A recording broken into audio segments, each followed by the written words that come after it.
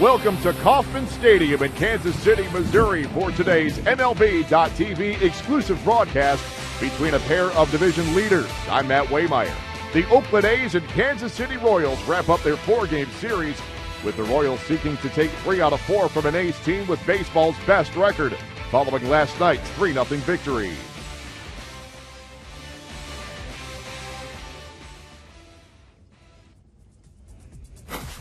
It was a matchup of veteran lefties on Wednesday night as Jason Vargas took the hill for the Royals, opposed by Oakland's Scott Kazmir.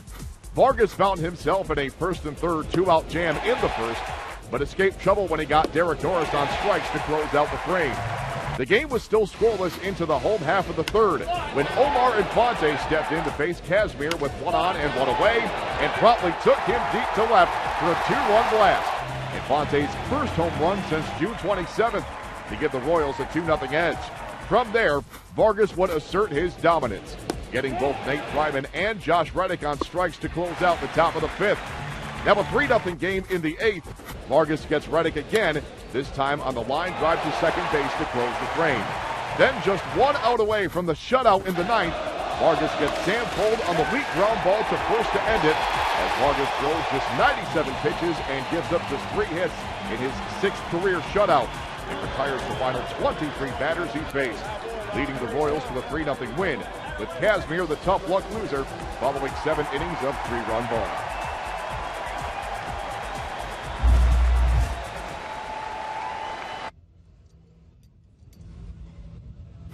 We should have another great pitching matchup in store for this one today, as the A's send Jeff Samardzija to the hill, opposed by 11-game winner James Shields of the Royals. Since his acquisition from the Cubs in early July, Samardzija has been everything the A's have expected, with a 3-1 record in 7 starts, including 1 complete game and a 3.08 ERA, as the A's have gone 6-1 in his starts. Samardzija is coming off a victory in his previous start against the Twins, tossing 6 innings of 2-run balls. This will be Samardzija's first career start against the Royals, having made only 1 previous relief appearance against them back in 2011.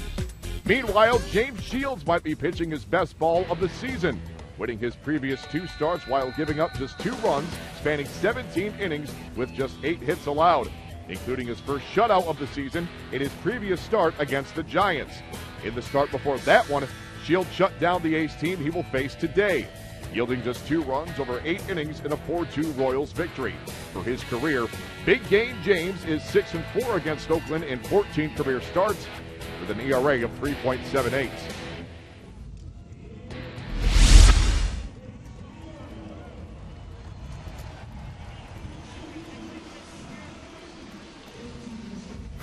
Few players own a hotter bat these days than Royals first baseman Billy Butler, the reigning American League Player of the Week. In Butler's last 10 games, he is hitting .385 with 2 homers, 5 doubles, and 7 RBIs. Last night in the Royals' 3-0 win, Butler went 1 for 4. He has never faced Jeff Samardzija in his big league career. On the other side, Josh Donaldson has been tearing things up lately as well, going 1 for 3 with a double last night to extend his hitting streak to 10 games, during which time he's batting an even .400 with 2 home runs, 4 doubles, and 7 runs driven in. For his career, Donaldson is 2 for 6 against James Shields with a solo home run.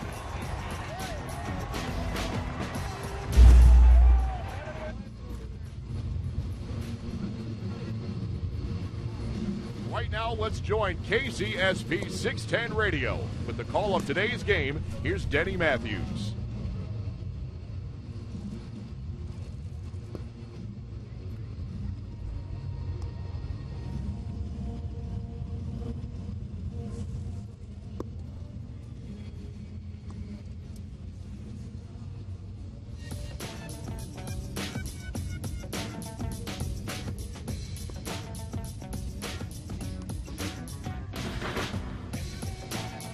Inside the Numbers is brought to you by the Missouri Lottery.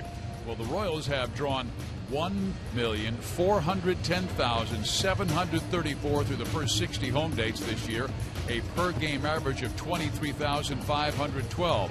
Should the Royals keep up this average for the remaining 21 dates, Kansas City would have its highest single-season attendance total since the 1993 campaign, when the club drew 1,934,578 over an 80-date home season. KC is currently on pace for 1,904,472. And the Royals, more importantly, fans, have averaged well over 6,000 tickets sold on the day of the game during the stand.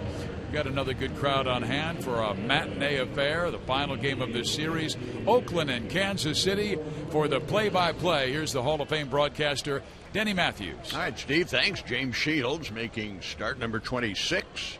And he'll look at Coco Crisp, switch hitting designated hitter in this game. So Crisp up there left-handed. And the first pitch of the afternoon is way outside. Shields 11-6, 3.25 ERA. This would be the 277th start for Shields as a big leaguer. Coco Crisp looks at a pitch high and away, and the count is 2 balls, no strikes.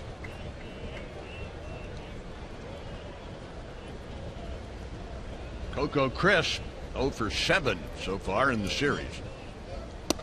And ball 3 misses high and away. In his career against Shields, Crisp is just 3 for 21. And a strike makes the count 3-1. So he's hitting just 143 in his previous matchups with Shields. Hitting just 133 in his last 9 games after coming back from missing over a week with some neck problems. And he swings 3-1, fouls it off. So from 3-0 to 3-2, John Jaso will follow Crisp, and then Josh Donaldson.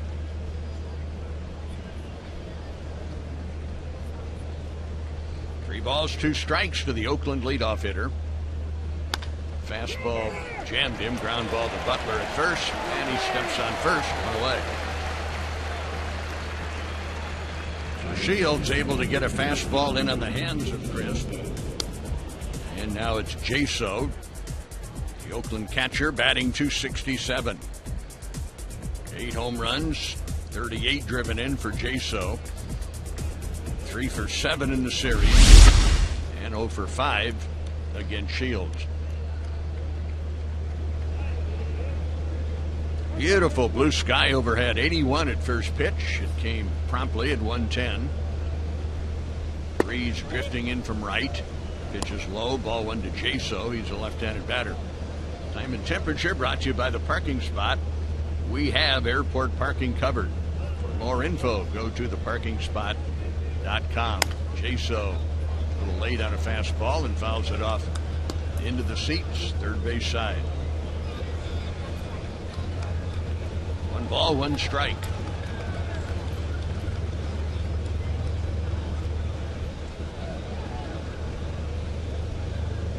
Straight up infield and outfield for John Jaso. Change up way outside. 2 balls and a strike. Shields facing the A's for the 2nd time in his last 3 outings. It's the 15th time in his career that he's pitched against Oakland. Change-up missed. Ball 3, 3-1. So Shields control not that sharp here, working to the first 2 hitters. He was 3-0 with Crisp. Now he's 3-1 with Jaso. And low and inside, ball 4.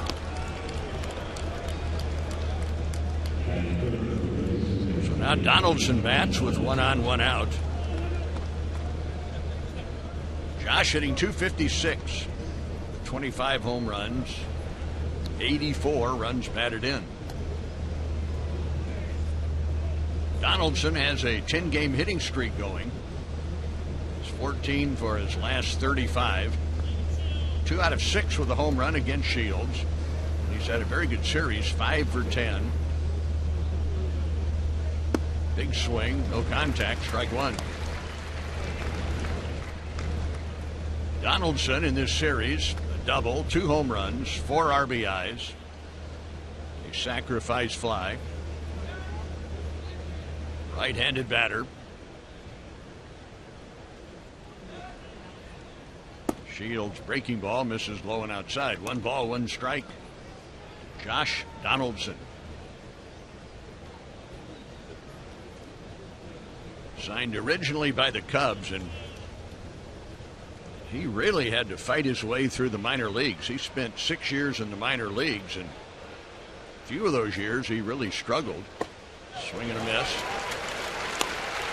He came up to the A's and was still fighting it, and he said one of the turning points, they were playing the San Francisco Giants, and they put up Barry Zito, left-handed pitcher for San Francisco. They put up his batting average on the scoreboard, and Donaldson said his batting average was higher than mine.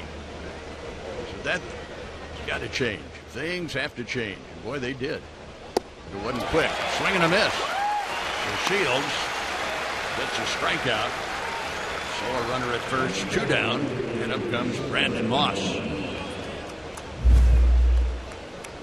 Moss hitting .254 with 23 home runs, 103 hits, 76 runs batted in.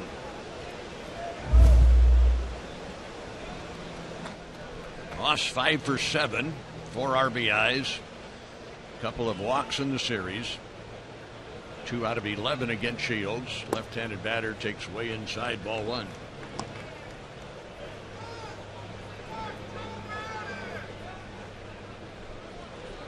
Just underway. Beautiful afternoon. John Jaso at first, held by Butler. Shields takes a peek over there, pitches to Moss, who swings and misses. Good changeup.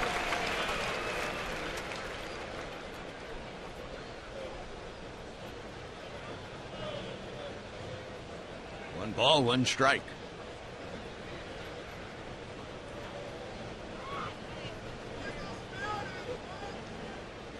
Kratz doing the catching, setting the target, and now has to block a pitch in the dirt. It rolls in front of him. Throw to second is not in time. So Jaso, and it's a good gamble with 2 out. Kratz, that pitch in the dirt, blocked it, and it rolled out in front of him, so he could see the runner taking off, and then fired down to second base, but not quite in time. A wild pitch. 2 balls and a strike now on Moss. The outfield playing him straight away. The infield playing him as a dead pull hitter. In comes the pitch. Good swing, fouled off.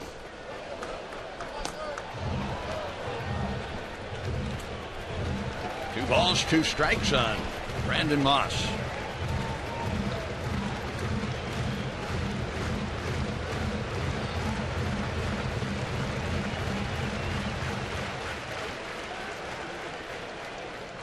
Shields comes set, brings it home, and a swing and a miss. Shields works around the walk and the wild pitch. The A's lead 1, and after half an inning, Oakland nothing. The Royals are coming up.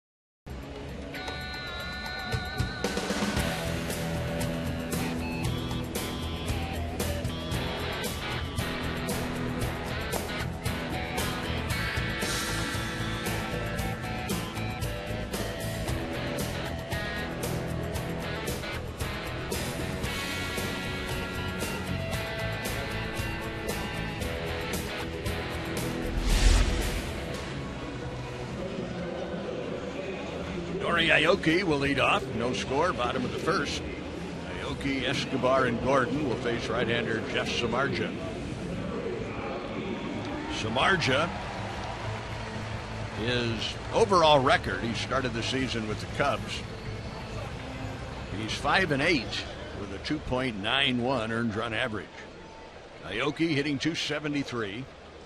Samardzija's first pitch is low and inside, ball one. Samardzija fastball, mid-90s. Good breaking ball. He'll throw a changeup. Nori, 4 out of 7 in the series, 3 runs scored. 2 hits last night, second straight game. He chops one right at Vogt, the first baseman, who's right at first base. So 3 unassisted. Aoki's gone. And up comes Escobar.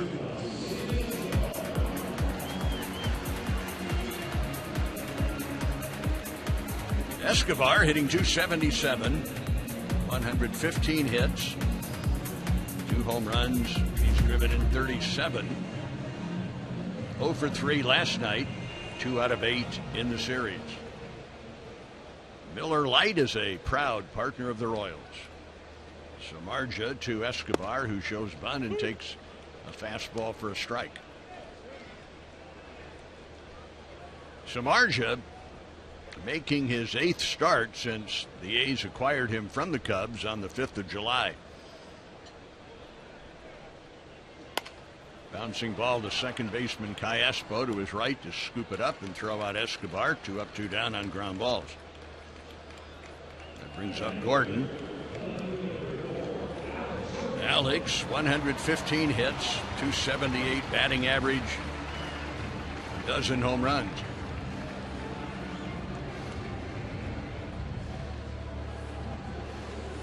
Alex 0 for 3 last night and 2 out of 9 in the series.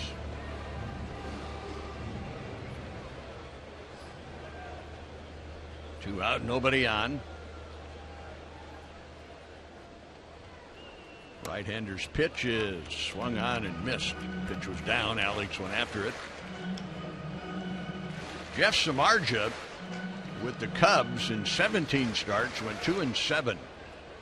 But 2-7 certainly doesn't tell the story because his ERA was 2.8. Of course, you know where the Cubs are this year. There's a swing and a miss by Alex, and he's down 0-2. With the A's, Samardzija 3-1 with a 3.08 earned run average. That covers 7 starts. He's walked 2 batters or less in each of his 7 starts with Oakland.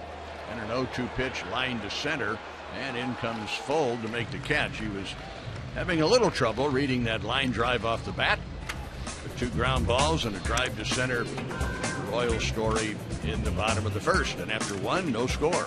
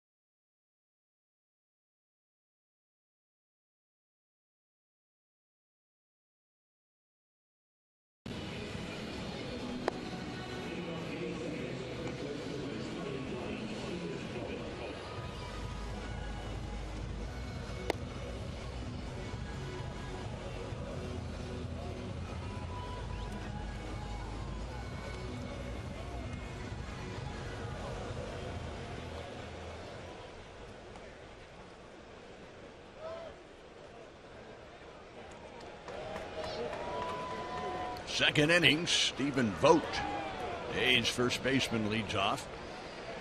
0-0.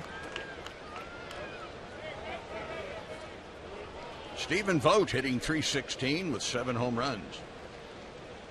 Shields' pitch to the left-handed batter is a little bit high. 1 ball, no strikes.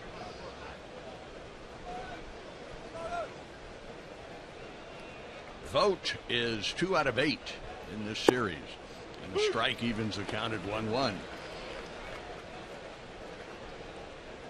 Stephen Vogt was a .376 hitter in his first 32 games.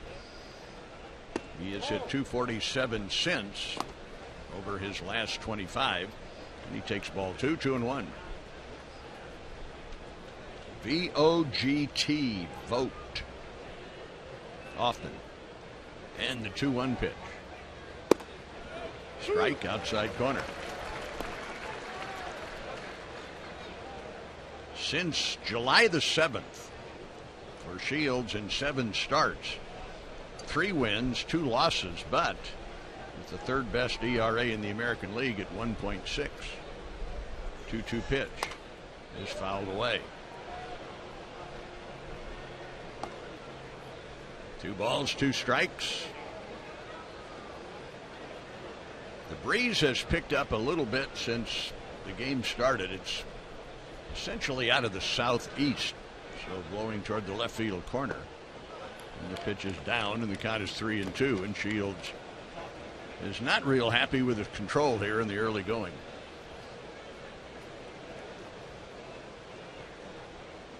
Josh Reddick will follow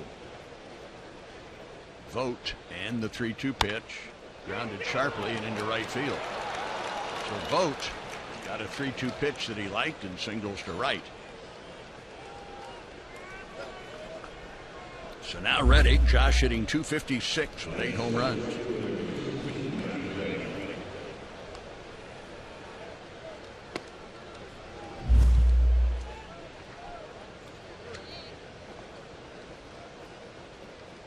So Reddick, also a left-handed batter. He's had pretty good luck with Shields. He's 5 out of 19, and 3 of the 5 hits have been home runs. A foul ball will find the seats way down the left field line. Strike 1. Reddick is 3 for 12 in the series and 5 out of 19 lifetime against Shields. 3 home runs, 2 strikeouts.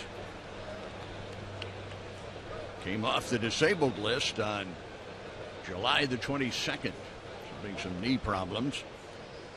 He's hit .316 since. Shields looking for a ground ball. Double play.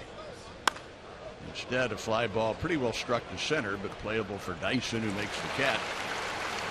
And then Vogt hustles back to first, 1 out.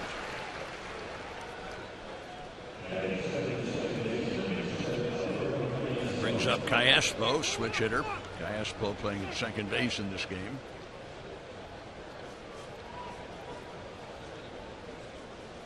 Alberto Callaspo. He is 2 out of 8 in this series. 5 for 22 against Shields. And up there left-handed. Runner at first, 1 out, no score. Ground ball up the middle. And with it, Colon to second, 1 to first. Safe at first. Close but safe. So Colon going to his right. Fielding the ground ball. Flipped it quickly to Escobar. The ball, number 1, wasn't hit that hard. Number 2, Colon had to go a long way to get to it. By that time, any chance to get Callaspo was pretty well gone, and so a runner at first with 2 down for Sam Fold. Sam at .261, 62 hits and 2 home runs.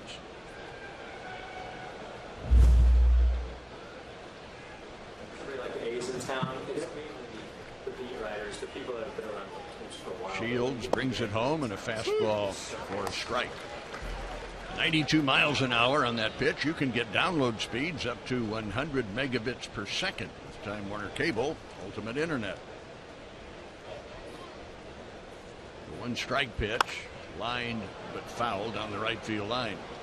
Clanks off the railing and back onto the field. And the count 0-2 on Sam Fuld, F-U-L-D. Sam 1 out of 7 against Shields.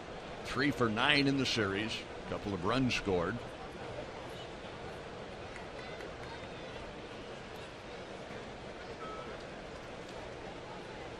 The 0-2 pitch. Ground ball into right field for a hit. Shields gave Fuld a very hittable 0-2 pitch. So Shields still fighting his control here in inning number 2. He's given up 2 singles. Now the number 9 hitter, Eric Sogard. Eric Sogard hitting just .213 with 44 hits and 1 home run. Left-handed batter up there, 1 out of 8 in the series, 0 for 3 against James Shields. So Stephen Vogt is at second, Sam Fuld is at first.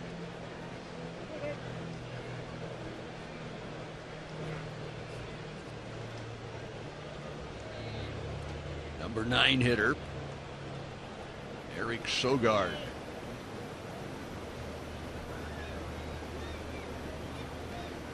Shields brings it home and throws it low, ball 1. Shields is 6-4 in his career against Oakland. He beat the A's at the Oakland Coliseum on August the 3rd.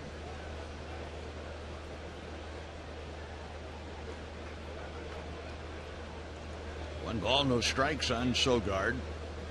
Eric's driven in just 16 runs. He's up there in an RBI spot and hits a bouncing ball. There goes Colon to his left this time, and the throw to first a little bit offline, but handled by Butler to end the inning. 2 hits, 2 left. We go to the bottom of the second. No score.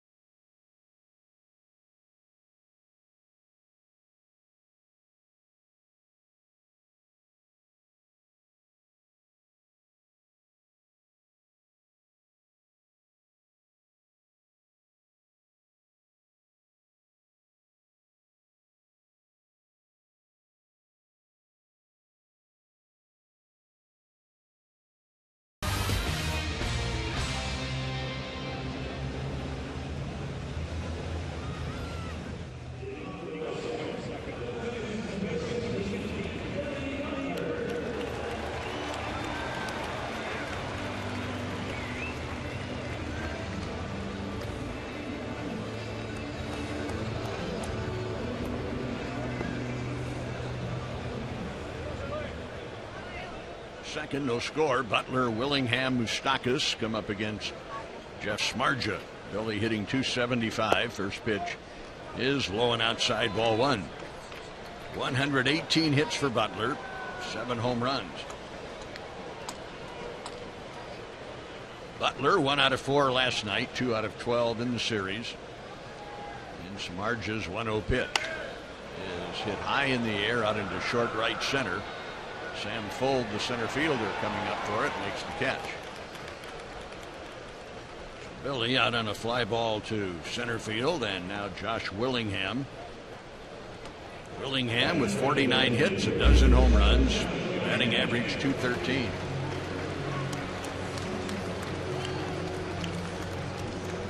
Willingham now 2 out of 6 in the series.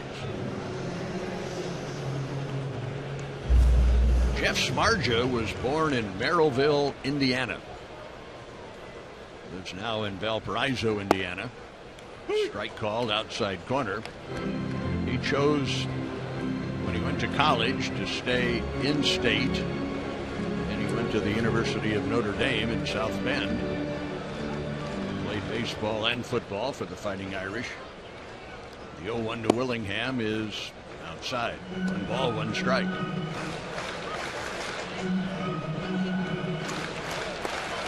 Smarja was the losing pitcher in his only career appearance against the Royals, and that was in June of 2011 right here at Kauffman Stadium. A little bit tight, that fastball. 2-1 now to Josh Willingham. And the game that Smarja pitched here in Kansas City was not as a starter. He came out of the bullpen. 1/3 of an inning, gave up 1 hit, 1 run, and that was enough to beat him. Another fly ball into short center. Fold in a hurry. Still coming. Makes the catch. So 2 fly balls to center. 2 up, 2 down for Moustakas.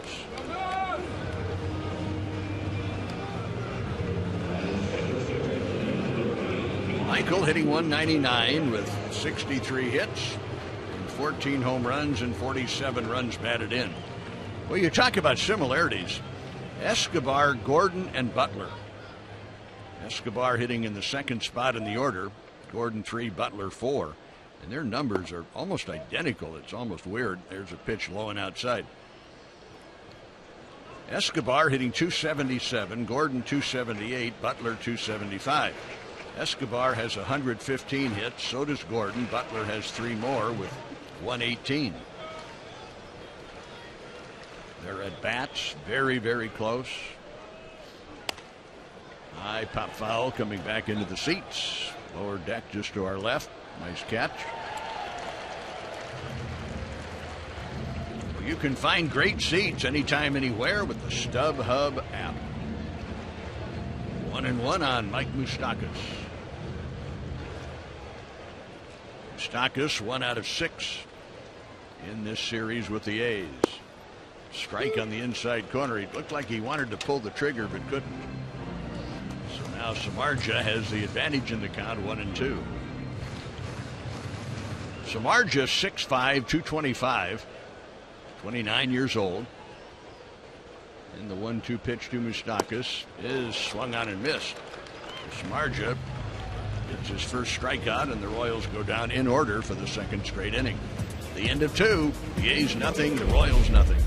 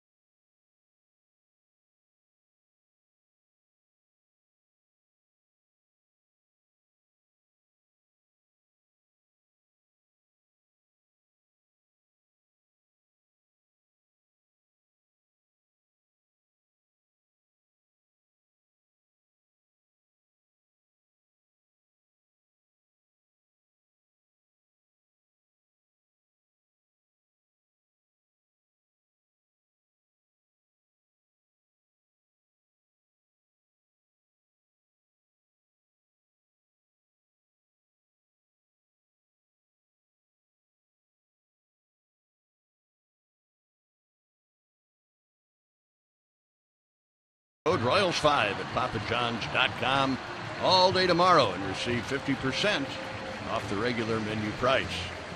0-0, 2 hits for Oakland. No base runners yet for the Royals, so to the 3rd we go, and here's Steve. And Denny, if the Royals win this ball match, they will continue to hold on to first place in the American League Central, at least by a half game over Detroit. Last time I checked, Detroit had the lead over Pittsburgh 1-0 that game in the 5th inning. It will be Coco Crisp, John Jaso, and Josh Donaldson here in the 3rd inning. Crisp grounded out to first his first time up, and he is now 4 for 31 in the 9 games since coming back from that neck problem. He missed 7 games. Pass from the left side against the right-hander Shields. And James' first pitch of the 3rd is outside, ball 1. Shields' command has not been as sharp as it was in that last start when he threw the complete game shutout against San Francisco.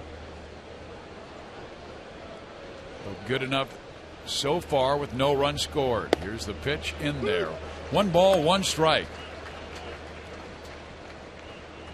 Crisp, Jaso, Donaldson. If anybody gets on, Brandon Moss.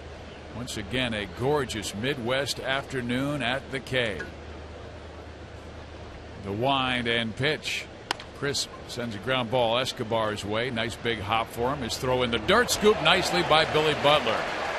So Billy's looked strong over there since the injury to Eric Hosmer. Billy, as you know, works extremely hard during batting practice to keep himself ready.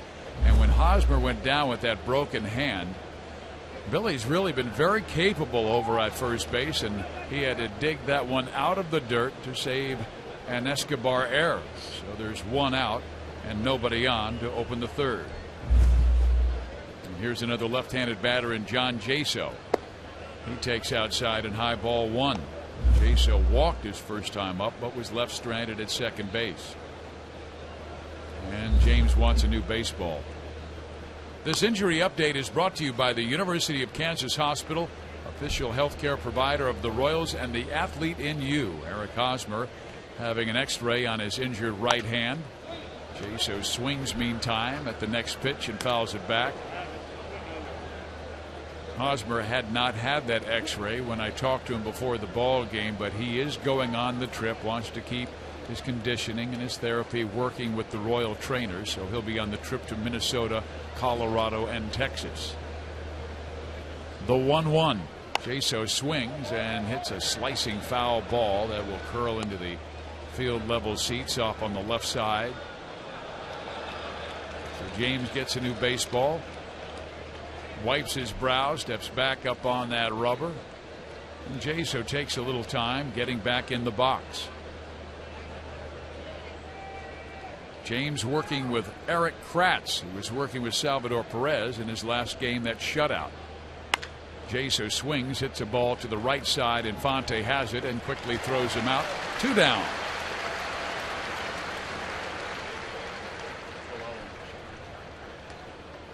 Christian Colon, I beg your pardon, getting the start today at second base, and Christian making that play out in shallow right field to throw out John Jaso. And the Royals defensively with Butler at first base, Colon giving Infante the day off. Escobar playing practically every single day. He's still in there at short. Mike Moustakas at third.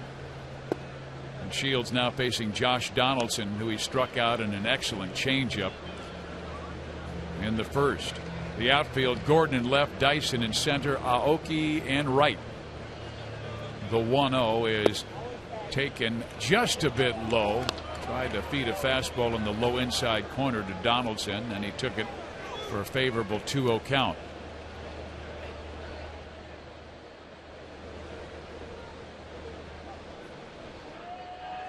James takes his time, says no, now yes to the sign, and brings the pitch, and Donaldson tried to check his swing but went through. He was thinking fastball, and when he finally recognized the changeup fade, he had no chance and went through with his swing, so the count moves to 2-1.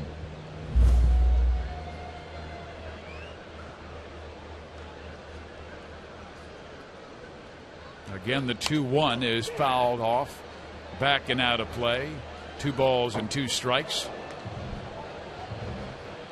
Royals trying to take this series and win their 7th straight series. I mean, it has been a remarkable run, as Kansas City's won 17 of their last 21 to go from 8 back to a half game up. The pitch, a swing and a foul back, and that time James Shields with a quick pitch. He did not lift his leg. He just quickly came home, and Donaldson late with his swing and very fortunate to foul it off. And Josh looking back at home plate umpire Trip Gibson as if to say, that surprised me. Did it surprise you? They'll try it again at 2-2.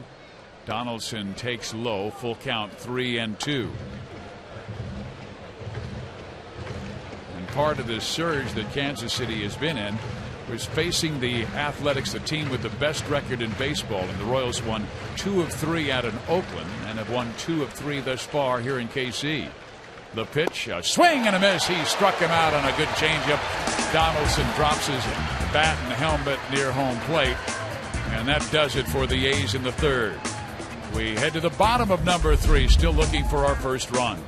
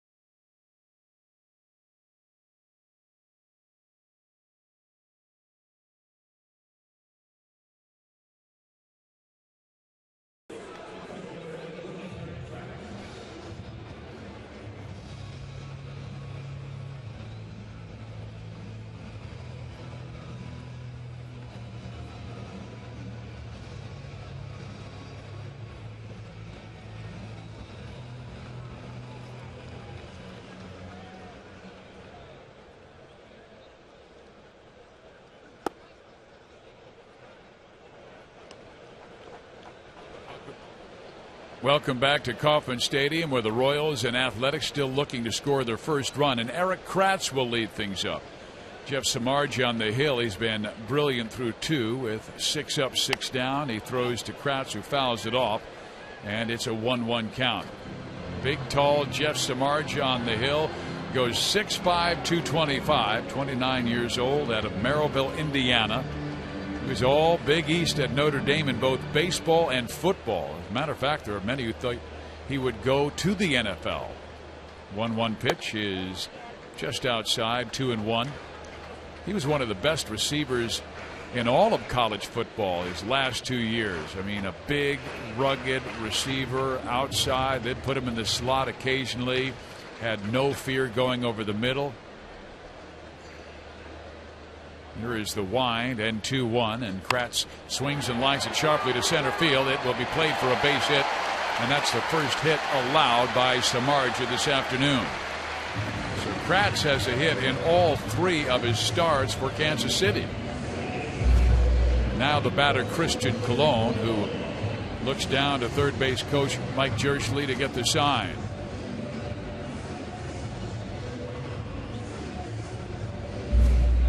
Royals have their leadoff man to open the bottom of the third inning. Below average speed in Kratz.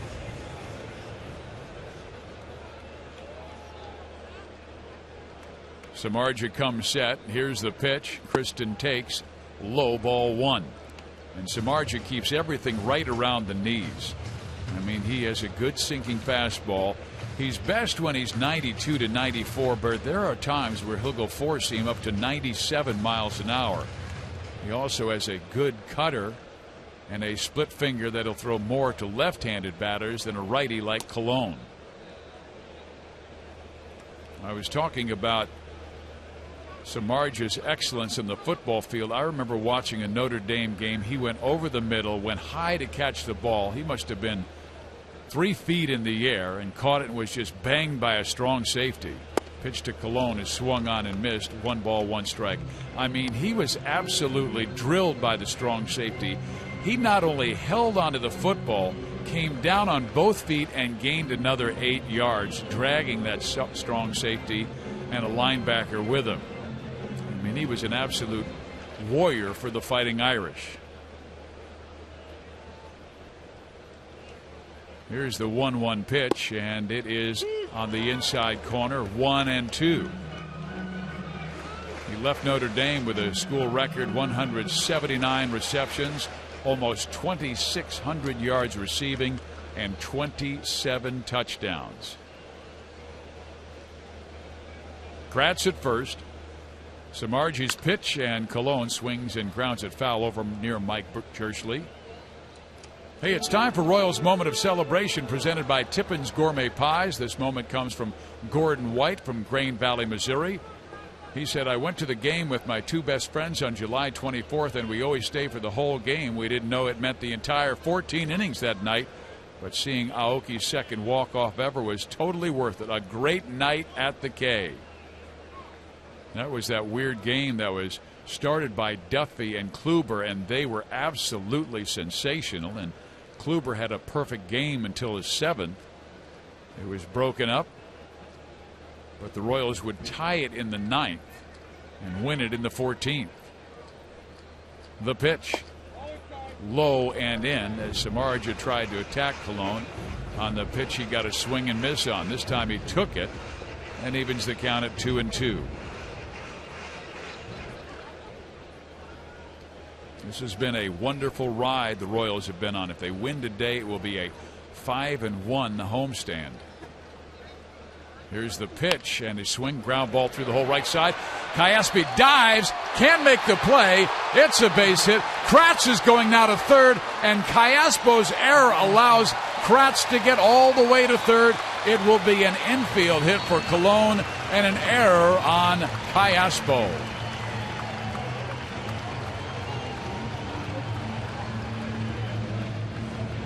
When the ball was struck, Kayaspo had a long way to go, dove, but as soon as he bobbled the ball, he should have known he had no chance to get Colon at first base. Instead, he tried to throw it. The ball came free and slipped behind him, rolled about 15 feet. Kratz spotted that and raced to third. So now the Royals have first and third with nobody out in the bottom half of number 3. The batter, Gerard Dyson.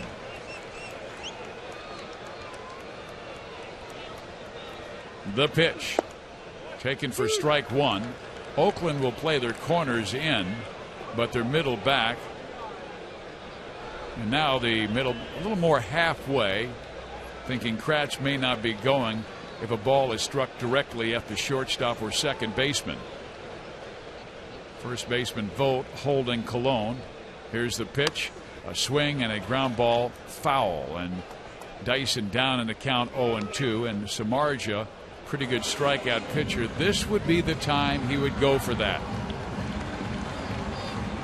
With an 0-2 count, he may see if Dyson will stretch his zone. Churchley talking with Kratz, who's at third base. Samardzij gets the sign. Comes set, the pitch. Dyson swings and slips it foul back to the screen. Stays 0-2. The inning started with a Kratz solid single to center.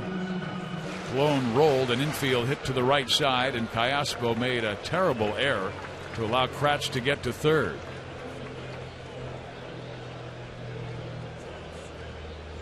The pitch. Dyson swings, sends it to center field. This will be deep enough. Kratz is tagging, coming home. The throw goes to second base, and the Royals take the early 1-0 lead.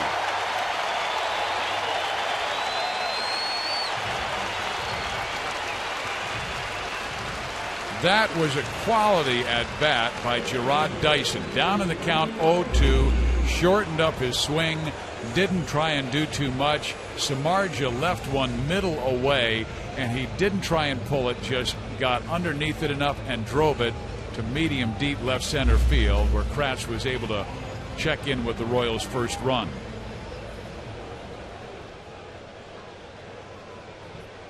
Colon at first base.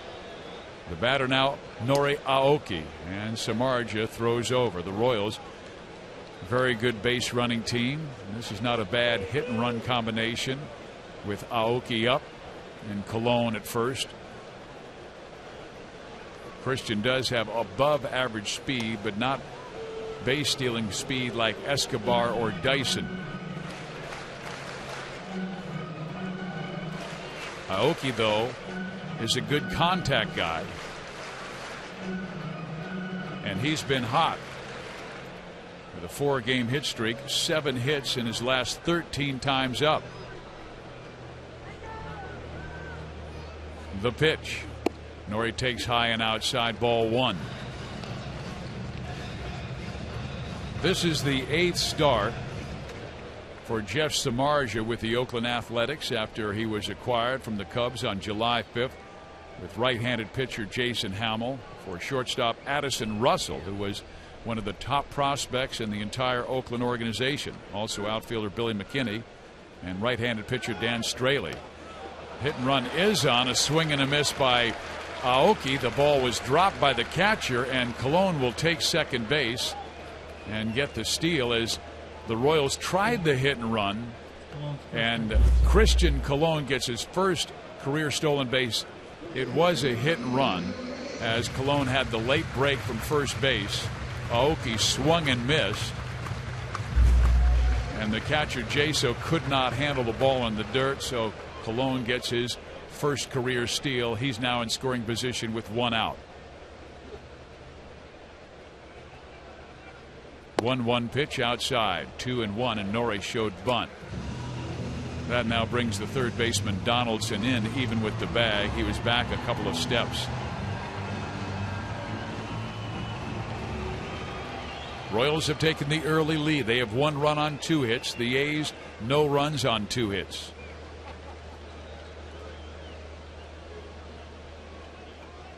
The pitch, a swing and a miss, and the count is even. 2 balls, 2 strikes. Beautiful sun-drenched afternoon at Kauffman Stadium in Kansas City. Temperatures in the low 80s. Not much wind. It's coming from the east, about 5 miles an hour. Colon with the lead at second. Samardzija's pitch, a swing and a foul ball, struck over the Oakland dugout. While we have the time, let's pause for station identification. This is the Royals Radio Network.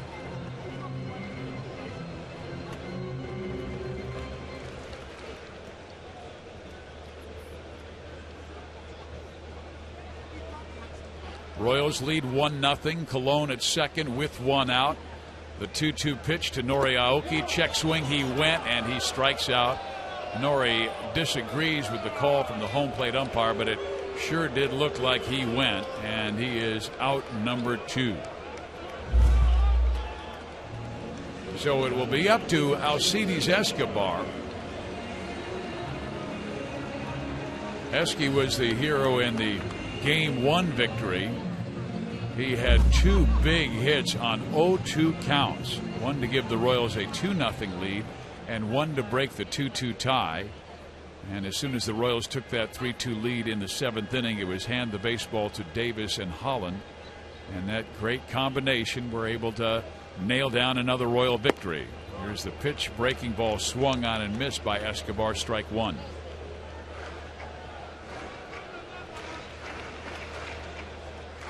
Royals with 2 hits and a run in the inning for a 1-0 lead.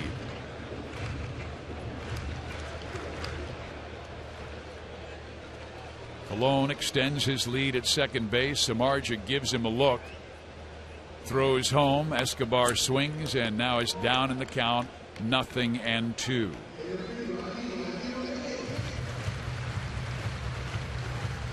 Samardzija 3-1 with a 3.08 ERA with the Athletics. Has terrific command. I mean, he's walked 2 batters or fewer in each of his 7 starts. Has not walked a Royal in this one. The pitch. That one gets back to the screen and gets Colon all the way to third. And Samardzija tried to take that split finger and throw it low, and Jaso unable to block it. He wasn't even able to go to his knees and cup it. That ball just skipped right by him, and he did try and backhand it, which is not the thing to do as a catcher. You want to throw your body down and turn yourself into a cup so it ricochets in front of you and does not allow the base runner to advance.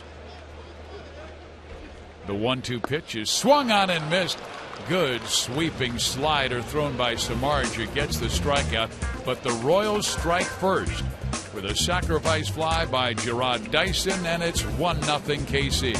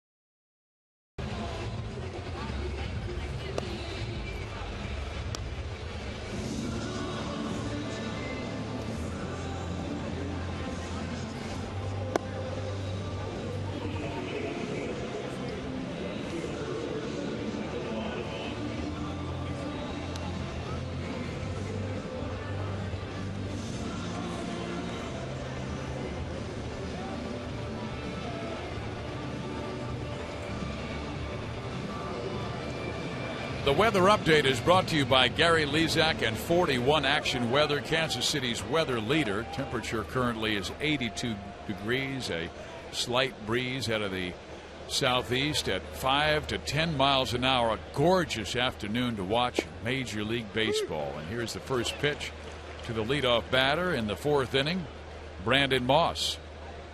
He takes strike 1 from James Shields. James quickly ready and brings the next pitch and drops a breaking ball on the outside corner for strike 2. So with that, Mike Moustakas will go over to the second base side of second, where the Royals will have 3 infielders in the right side and only Escobar playing up the middle. Here's the pitch to Moss, change up away, 1 ball 2 strikes. But because of the great weather and because of the success of the team, the attendance at the Royals games has been outstanding. Shields gets the sign, deals to Moss. He swings and rolls it foul, and the count stays 1 ball and 2 strikes. I mean, for the A's series so far, the total attendance 86,397. And here's what's interesting: tickets sold the day combined for the first 3 games, 23,628. I mean, the percentage of day of sales has averaged around 27%. That's pretty historic recently for games during the week.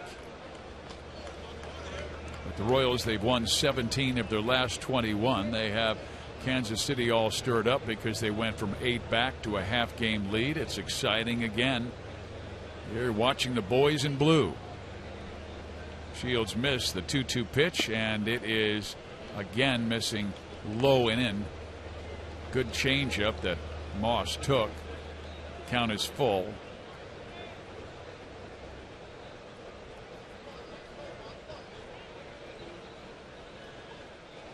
Eric Kratz gives the sign. Shields with the 3-2.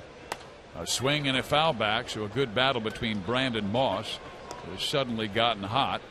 He is 5 for 8 in this series after coming in ice cold, just 2 hits in his previous 28 at bats. And he's a guy with very good power, 23 home runs, led the team last year with 30. Slightly open stance left side. The pitch swung on, banged back up the middle. That's a base hit. For the second time in this game, Oakland has their leadoff man on. Stephen Vogt, who will step to the plate, had a leadoff single to right field in the second inning.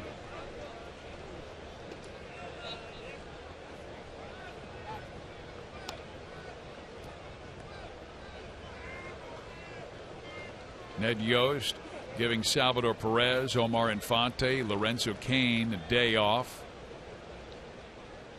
I know it has not been the dog days of August because of our spectacular weather in the Midwest, but you still want to make sure your big guys are ready, fresh, rested the final 6 weeks of the season. We'll start a long road trip tomorrow night in Minnesota. 0-1 pitch by James is swung on, foul back by Vogt, so advantage Shields at 0-2, and Moustakas does the same thing he did with Brandon Moss. Now with 2 strikes, he'll move over to the second base side of second, where Butler's holding the runner. Colon at second base playing him to pull, and Moustakas up the middle with Escobar shaded where he would normally play short.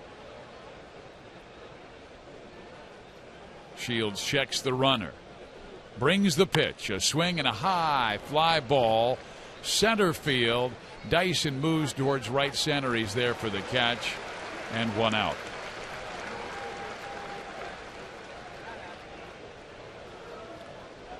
James Shields coming off that spectacular start against San Francisco, his first complete game shutout as a Royal. Allowed 4 hits in 9 innings, only 1 walk, 5 strikeouts. But he is a workhorse. He's on pace to top 200 innings for the 8th straight season. Last year led the American League in innings pitched, almost 230. His first pitch to Josh Reddick is low, ball 1. Last time he faced Oakland, James got the 4-2 win, but Reddick was the one guy who hurt him with 2 solo home runs.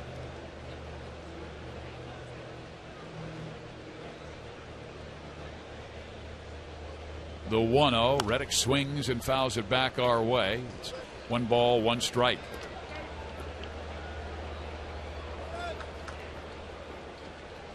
When the Royals hit the road, they will play 3 teams with records under 500 in Minnesota, Colorado, and Texas. We'll start tomorrow night with Danny Duffy against Ricky Nolasco. And then another youngin on Saturday, Ventura against Phil Hughes. Here's the pitch. He backs him off the plate with a heater at 93 miles an hour. It's a 2-1 count. Sunday will be Guthrie against Tom Malone, who was acquired from Oakland in the Sam Fuld deal. And Monday, a young man by the name of Trevor May pitches for the Twins against Jason Vargas, who threw his first complete game shutout as a Royal last night. The 2-1. Inside missing. 3-1.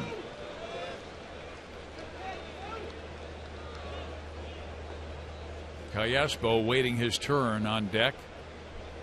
Reddick with a favorable count, and he has very good power. He's hit as many as 30 home runs in a season, 32 2 years ago in 2012. The pitch fouled off. And that's what's special about James Shields. 3-1 count. Just about every hitter in baseball is thinking, well, he's not commanding the pitches he wants to. So I'm looking dead red fastball. And James throws him a changeup on a 3-1 count that had a late fade. And Reddick very fortunate just to top it foul. Shields throws over, and back easily is Brandon Moss. He's not much of a threat to go. Only one stolen base attempt this year, and he was successful with that. Righty in the mound, lefty at the plate. 3-2 pitch. Swing and a fly ball struck to left field. That's a trouble for Alex Gordon. It's over his head and bangs against the wall. Alex quickly gets it to third base. It's a double for Reddick, and now runners on second and third for Oakland with one out.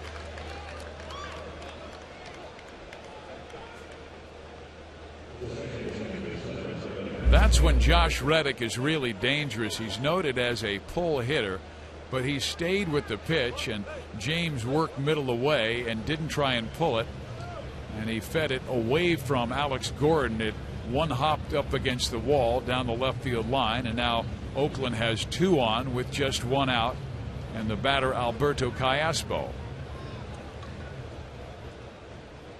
Moss doesn't run that well, and it will allow the Royal middle infielders to play, well, at first halfway. Now they're a little further back. Here's the pitch. Callaspo takes ball one.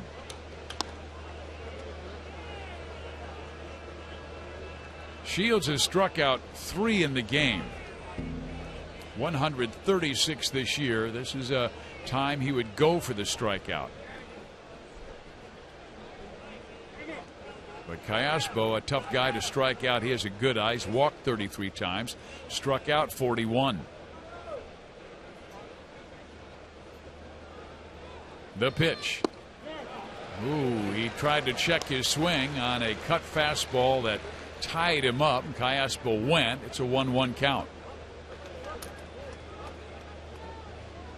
Alberto on the disabled list for a while, and since he's come back, he's rather cool, only batting .214. Here's the pitch. Inside corner, perfectly located fastball at 93. James gets a lot of strikeouts with his changeup. To left-handers, he likes to drop that low and away with good fade on it. Second and third for Oakland with one out. Shields with the pitch. Swinging a foul ball struck towards the Royals dugout. Shields has already thrown 70 pitches. 44 have made that strike zone. 26 have missed. He's walked just one.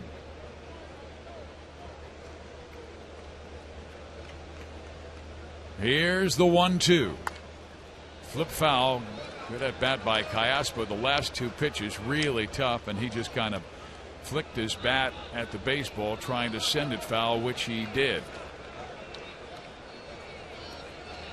Royals lead it 1-0. We're in the top of the fourth inning. Oakland threatening with runners in second and third.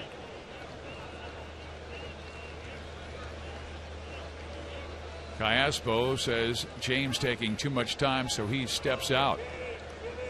Shields wipes his brow with his right sleeve, then stares in to get the sign from Kratz. Now ready. The pitch. Again, a fly ball struck to the left side. Alex Gordon readying himself. Here's the catch. Here's the throw home. It is not in time, and Moss will score on the sacrifice fly, tying the game at 1. Boy, you could really hear the crowd pick up knowing that Gordon has one of the best arms in the game. Brandon Moss, not that fast, but Gordon pretty much where he was positioned in left field. He readied himself, backed up, was able to make the catch. The throw was a good one, just a bit towards the first base side, and Kratz was only able to knock it down, and Moss was easily into home plate to tie the game at 1. So the batter is Sam Fuld, who singled his first time up, has 4 hits in the series. He takes strike 1. He tied his season high in Tuesday's big victory when Oakland knocked off the Royals 11-3, and he had 3 hits in that game. Next pitch, fastball misses away. 1 ball, 1 strike. A single, a fly out, a double, a sac fly has tied the game in the top of the 4th. The pitch. Fuld swings and fouls it into Kratz's glove for a 1-2 count. Eric Sogard waiting on deck. Crowd picks up the K, smelling a strikeout coming. Here's the pitch. Swung on and missed. He struck him out with a fastball high and away. In the inning, though, a run on 2 hits. We head to the bottom of the 4th, tied at 1.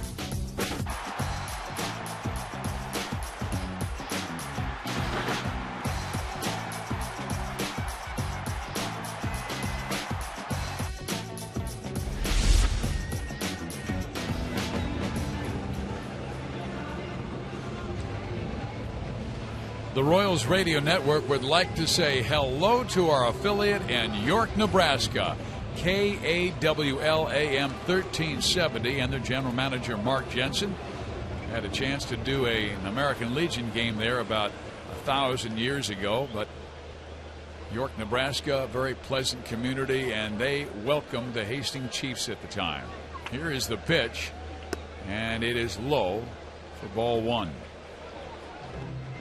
Alex Gordon will lead things off for the Royals in the bottom half of the 4th inning. 1-1 ball game. Royals with 1 run on 2 hits. The Athletics with 1 run on 4 hits. Jeff Samardzija brings the pitch, and Alex will swing and drive one in the gap, right center field. That ball will drop for a hit.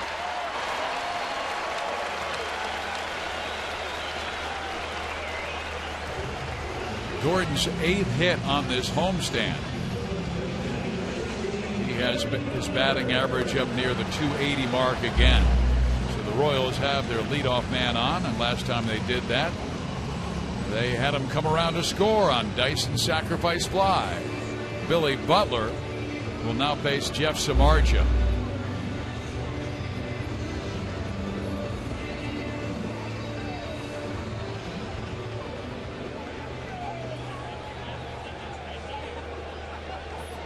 Gordon at first base. Samardzija's pitch. Billy swings at the breaking ball and misses, strike 1.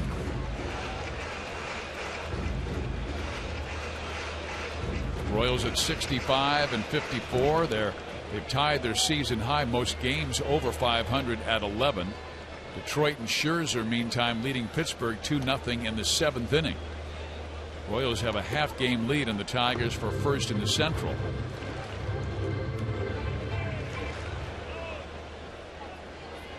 Long way to go. This is game number 120. 42 after today. The pitch. Billy takes low and outside. 1 ball, 1 strike. Royals 17-8 since the All-Star break. But what was really impressive, they lost the first 4 games after the break, and everybody was singing the sad song, and that's when the Royals took off to win 17 of their next 21.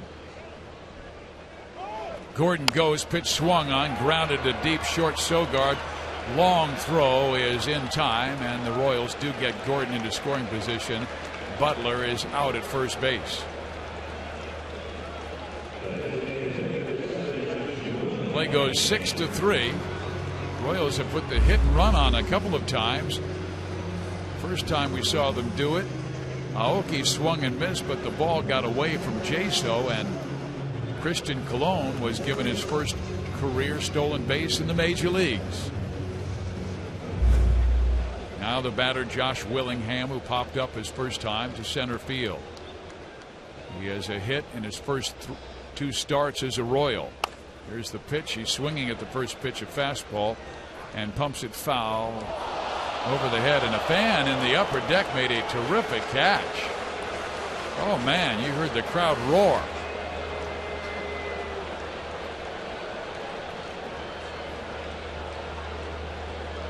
Willingham even stopped to look up when he heard the crowd roar. Samardzija doesn't care. He has him down 0-1. Righty-righty matchup. Check of Gordon. The pitch. A swing, a ground ball to short. Check of the runner. Gordon stays at second as Sogard throws out Willingham. 2 gone in the 4th inning. So it will be up to Mike Moustakas, who's been quiet in this series, 1 for 7. He struck out swinging his first time up. Samardzija worked him with the fastball and also the splitty.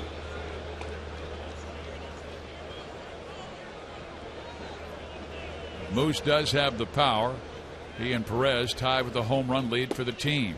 First pitch by Samardzija is the split finger, but he had no command of it, and it was well wide of the mark as Jaso had to reach up to his left to retrieve it. It's a 1-0 count.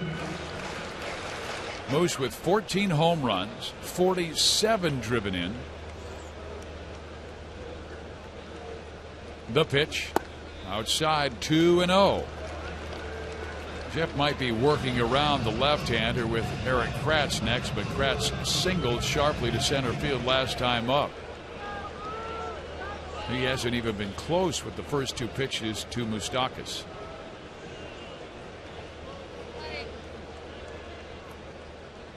The 2-0 in there. That time a fastball well located outside corner. Moose might have been looking in a certain area. He steps out to rethink the situation, tightens his gloves, steps back in the box. Samardzija's 2-1 with Gordon going, a swing and a miss, and Alex will steal third base, without a throw. Samardzija that time didn't even look back at Alex, so he had a walking lead, and as soon as Samardzija picked up his left foot, Alex took off, and no throw. He went in standing up. 8th steal. The pitch. Moustakas takes outside, 3-2.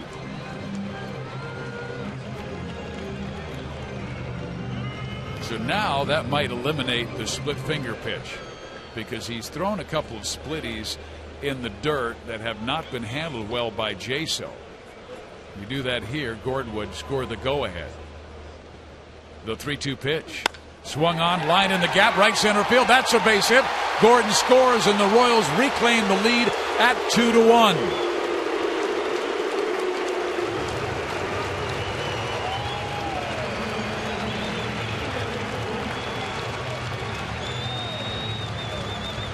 Well, Samardzija made a mistake. He had bases open, a 3-2 count on Mike Moustakas, and fed him a fastball right down the middle. I mean, it was on a tee, and Moose squared it up and ripped a shot to right center field for a single, giving the Royals a 2-1 advantage. Samardzija, quick feet, he throws over to first base, and Moose has to dive back, barely in time. Good throw, right on the bag.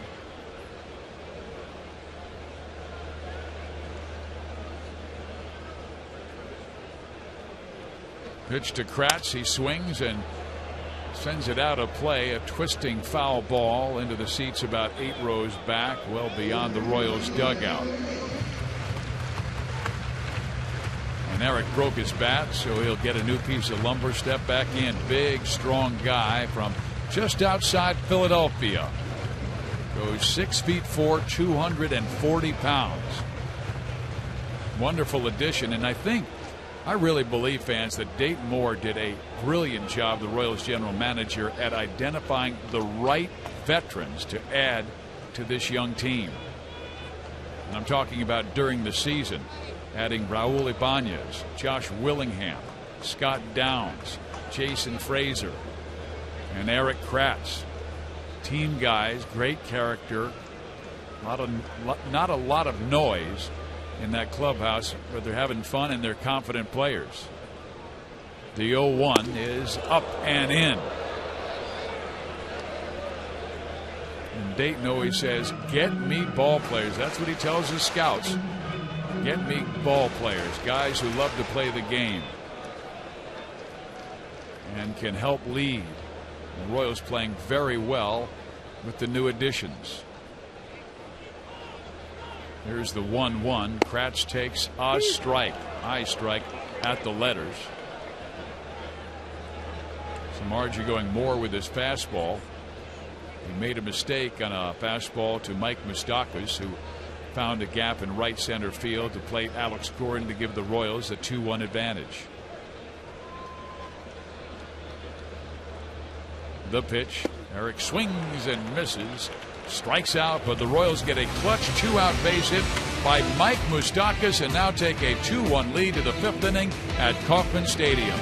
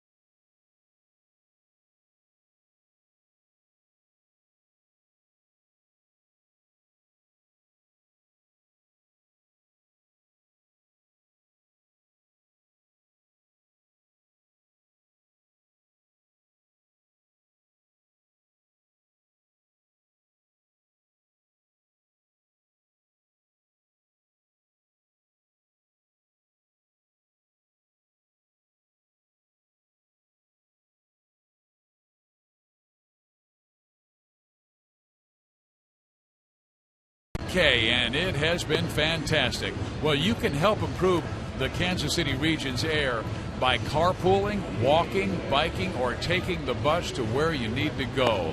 Learn more at airqkc.org. And it is another beautiful day in Kansas City. Great day to watch a baseball game. And Denny, we knew when Oakland and Kansas City got together for this series, we would see a lot of strong pitching. And with the exception of that one 11-3 game, we've seen terrific pitching and another good duel today with Samardzija and the Royals' James Shields. Yeah, we did suspect that. So Number 9 hitter Eric Sogard will lead off. Sogard, then Crisp, and then John Jaso. Shields' first pitch is hit high in the air out into very shallow right center, and Cologne under the ball and makes the catch. Sogard is 0 for 2, and we'll check in with Steve Stewart.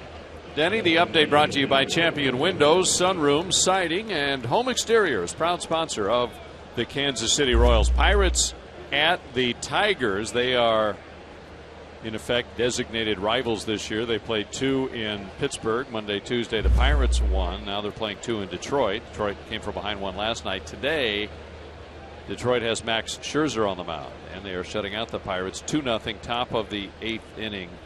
Detroit up by 2. Coco Crisp showing bunt, pulls the bat back and takes a strike. Francisco Liriano's pitched very well for Pittsburgh. 2 runs over 6 innings, 9 strikeouts. He has walked 4, but on the other side, Scherzer is Scherzer. 14 strikeouts, 2 walks over now 8 innings, 3 hits, and 121 pitches, so he's probably done for the day. Bouncing ball to Butler right at the bag. 2 up, 2 down very quickly. On the offensive side for the Tigers, they have gotten both runs driven in today by J.D. Martinez. One of those on his 16th home run. Boy, what a pickup J.D. Martinez was for that team as he plays left field today. And so it's 2-0 Detroit going to the bottom of the 8th. Scherzer, I'm sure, figures that I better pitch a complete game.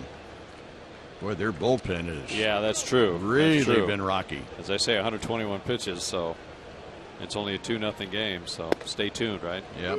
John Jaso takes a strike. On the National League side of things, the update brought to you by Edward Jones, making sense out of investing. In Olathe, called Kent Donnelly. In Marshall, Missouri, called Diane Dudenhofer.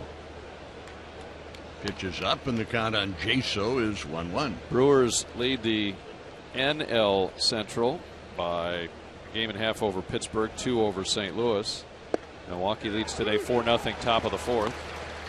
Good breaking ball strike, 1-2 now, and Shields trying to work a very quick and efficient 1-2-3 5th inning. Chris Davis, K-H-R-I-S Davis, is homered for Milwaukee, his 20th, so they lead. The Dodgers are leading in Atlanta, top of the 9th inning, 6-4. Fastball in tight, 2-2 now on the A's number 2 hitter, Jaso. Atlanta began the day 5 games behind first place Washington. Meanwhile, the Dodgers, finishing up that series in Atlanta, have a 5-game lead over the Giants. Atlanta will be the next stop for the A's. They'll head there right after this game. High fly ball, right center, playable. And Dyson makes the play. So 1-2-3 and out. And to the bottom of the 5th we go. Royals 2, Oakland 1.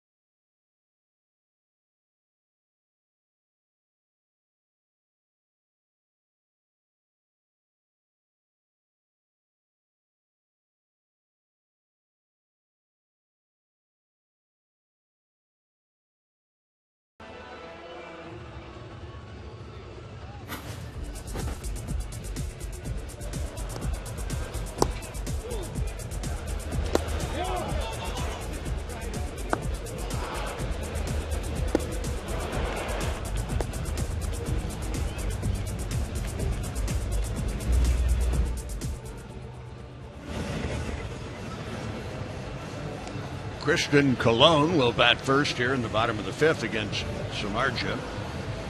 Colon, then Dyson, and then Aoki. Royals 2 runs, 4 hits. Oakland 1 run, 4 hits. Colon, an infield single, his first at bat. And Samardzija goes to work. First pitch is over but low. 1 ball, no strikes. Colon hitting in the 8th spot. Right-handed batter. Samardzija into motion. Back he comes with a fastball for a strike. Steve, you were going through the scores and didn't quite complete the deal. No, there's a lot of action coming up a little bit later on. The Astros will be at Boston tonight. Scott Feldman and Alan Webster. The Rays at the Rangers. Jake Odorizzi, 8-9, the former Royal, trying to get to 500. He's 8-9 with a 3.89 ERA. Robbie Ross will go for the injury-ravaged Rangers. 5.61 ERA starting for Texas tonight.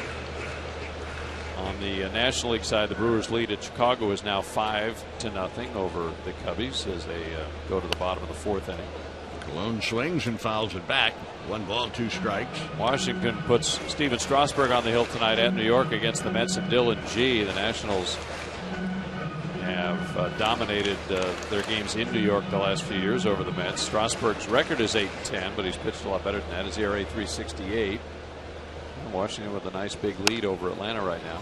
Colon slices one down the right field line, and it's going to drop untouched. Reddick gave it a shot, but wouldn't hit high enough to allow him to get beneath it. The count remains a ball, 2 strikes. D-backs will be at the Marlins tonight.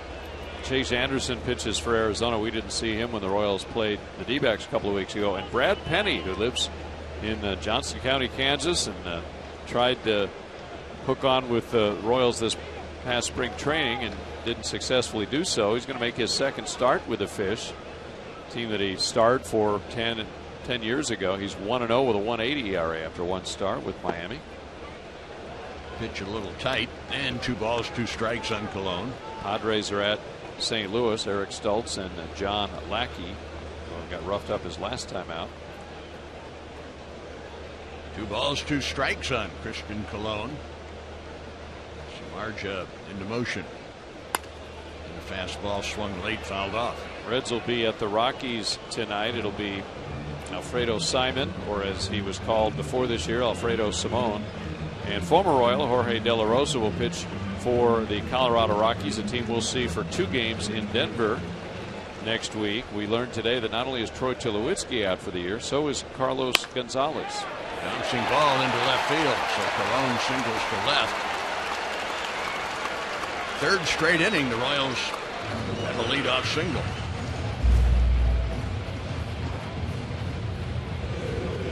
It's funny how things break, isn't it? The Royals went in to play Arizona, and they lost their best player, Paul Goldschmidt, just prior to the Royals going into Phoenix. And now, as we're headed for Colorado and for the Minnesota series, their 2 best players go down. Sometimes, you know what? Sometimes it's just your turn. Dyson bunts foul, back to the net it goes, and the count is 0-1. And when the Royals were in Oakland a couple of weeks ago, of course, they did face Lester and lost to him. They didn't have to face Samardzija in that series. They missed him by a day. The yin and the yang of the season. Yeah. And we missed their worst pitcher of the A's, Jason Hamill. I shouldn't say worst pitcher, but they did face the 4 top guys in Oakland. The 0-1 pitch is bunted in the air and foul, so Dyson is popping bunts back into the seats. I should count 0-2. I should have just said number 5 starter. There you go. And they've done a massive upgrade of the rotation, so number 5 starter now for them is better than their number 5 starter was. The amazing thing was how much they were winning before they upgraded their rotation. They had the best record in baseball, and then they brought in 4 new starters. 0-2 the count. Now Dyson watching as Samardzija throws to first. Some off the field news is going on in Baltimore today. The Major League Baseball owners are voting on a whoever's going to succeed Bud Selig as commissioner beginning next year. No balls, 2 strikes. Dyson pops it up into short right center. Everybody chasing it. Sam Fuld, the center fielder, has to battle the bright sun, but makes the play. So Cologne's at first, 1 out as Dyson makes the first out of the inning, and now it's Nori Aoki. He is 0 for 2. Should also mention that the A's playing with just 24. Jed Lowry placed in the disabled list, not available because of a fractured right index finger, and they're expected, they have not made the decision, but they're expected to call up Andy Perino from AAA Sacramento, obviously, when they move on to face the Braves. Pitch to Aoki is a little bit high, ball 1. Let's see if the Royals put their running game in motion sometime in this sequence to Aoki. Samardzija is very slow coming home. The Royals have taken advantage of that with a couple of stolen bases. I'm thinking more in terms of a hit and run. Samardzija may be thinking the same thing as he turns and throws to first.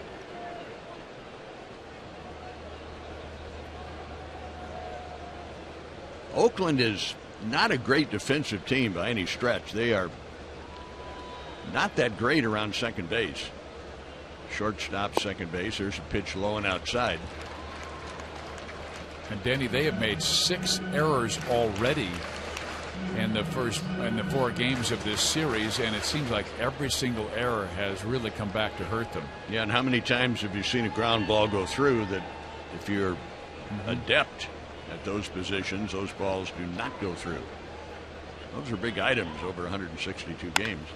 Bouncing ball to first. They go to second for 1, back to first for the double play. 3-6-3 double play. So the Royals are gone in the 5th, and after 5, Royals 2 and Oakland 1.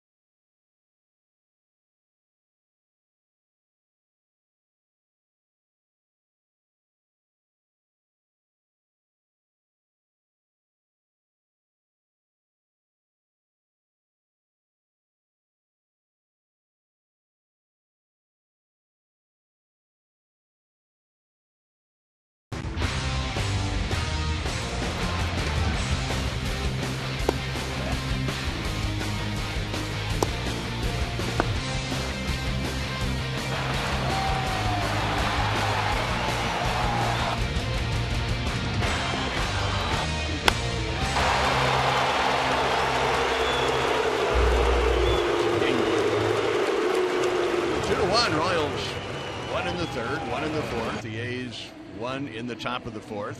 Royals about hit the visitors 5-4. See about inning number 6, and back to Steve. Thank you, Denny. A dangerous batter up now, Josh Donaldson, with a 10-game hit streak going, although he has struck out twice against Shields. He's batting .400 during those 10 games, and he has a 2-homer game in this series in that Oakland win 11-3. James Reddy, his first pitch to Donaldson is swung on and missed. He was expecting fastball and got a first pitch changeup. Way out in front, strike 1. Royals with 2 runs on 5 hits. Athletics 1 run on 4. They've also suffered a critical error that led to Casey's first run. The pitch is low. A ball and a strike. Our Capital Federal Royals trivia question that Stu asked earlier: what was Jermaine Dye's highest single season home run count as a Royal? And the answer was 33. Shields with the 1-1. Donaldson takes it low. So congratulations, Jeff Gibson of Independence. You've won a $25 gift card from MLB.com, courtesy of Capital Federal. And you're also entered for a chance to win Royals tickets for 4 and on-field batting practice. The 2-1 to Josh Donaldson is taken for a strike. That time he dropped a pretty good breaking ball on the inside corner to even the count at 2 balls, 2 strikes. Gordon deep in left for the power hitting Donaldson, who has a career high 25 home runs this year. Here's a swing and a ground ball second. Colon there tosses in time, and there's 1 out.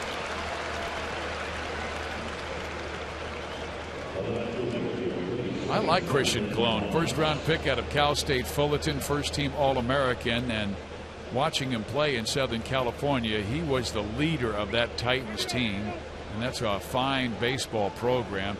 He was their shortstop. But now in pro baseball, he knows he has to play 3 infield positions, and he plays them quite well. He has started at third and at second base in this series. And now he'll move into shallow right field as they pull hitting Brandon Moss up. James' first pitch, low, ball 1. Royals have Escobar shading him up the middle, but still on the shortstop side of second base. Colon, we told you, about 10 feet out on the outfield grass, and Butler deep at first, off the line about 10 feet. The pitch swung on and missed. Good breaking ball. 1 ball, 1 strike. Hey, Fizz, just want to update the Detroit ball game against the Pirates. The update brought to you by Rally House and Kansas Sampler. Visit the Royals Clubhouse store at Rally House in Kansas Sampler for all your Royals gear this season. It's now 5-0 Detroit as they've completed 8 innings. Ball fouled off. It's 1-2. Big day for J.D. Martinez. He had a home run earlier and then drove in another run. Now he's driven in a 3rd run with an RBI single. Then Nick Castellanos drove in 2 with a base hit of his own. So a little more margin for error for the Tigers going to the 9th. He may be a more important pickup for Dombrowski than David Price. Here's the 1-2 pitch. A swing and a foul ball struck to the right side. It stays 1 ball, 2 strikes, because they desperately needed some thumps and protection for Victor Martinez in that 4 spot, and J.D. Martinez has given it to them. Yeah. I mean, for the Royals, J.D. has been a greater force than Victor. Count 1-2. Nobody on, 1 out. Royals lead it 2-1. We're in the 6th inning. Shields pitch right down the middle. Strike 3 called. And Brandon Moss knew it immediately, began walking back towards the Oakland dugout. By the way, Steve, did you see that Joe Nathan apologized for making a obscene gesture to the fans who were booing him at Comerica last night? Boy, Joe is such a professional. That really surprised me, but he's frustrated. Very incredibly frustrating here. And that's what he said. He said, "I apologize. I was just frustrated." Those fans have seen their team's 8-game lead evaporate, and the Royals now in first place by a half game. 2 out, nobody on. Batter Stephen Vogt. The pitch. Vogt swings and loops a liner to left. That's a base hit. So he is 2 for 3.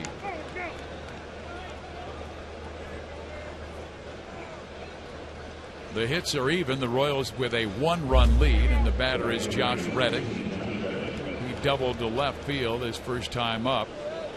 The sacrifice fly by Callaspo was able to tie the game at 1, but the Royals came back with a run in the half of the 4th on a clutch 2-out base hit by third baseman Mike Moustakas, breaking the 1-1 tie.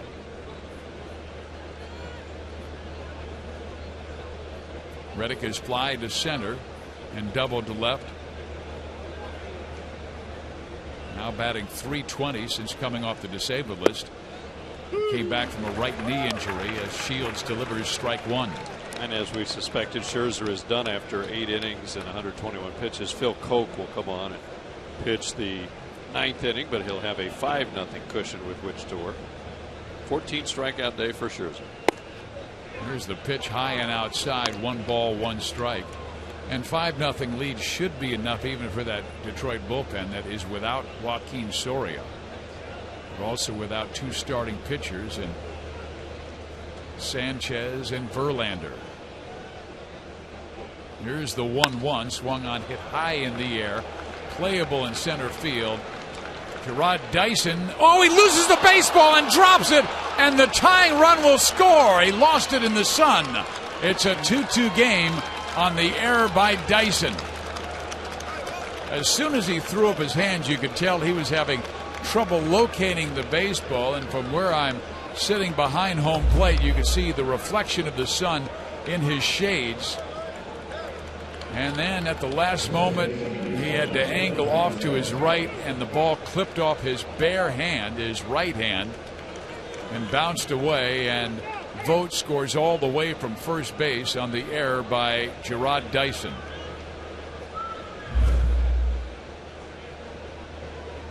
Well, they've changed it to a triple and an RBI, and I don't know why. Not only did he touch it, but Shields made the pitch he needed to, got the result, a fly ball to center field, a ball that must be caught, and I know the sun was staring him in the face, but he has to be able to angle his body so to take that away. But right now they're calling it a triple and an RBI, which surprises me because it should be an error. Batter is Callaspo with a runner at third base. Shields delivers, and it is outside. 2-1.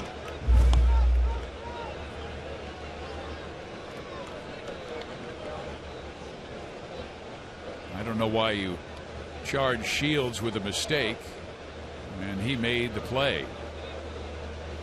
And left-handed batter at the plate, Callaspo, facing a 2-1 count with Reddick at third base.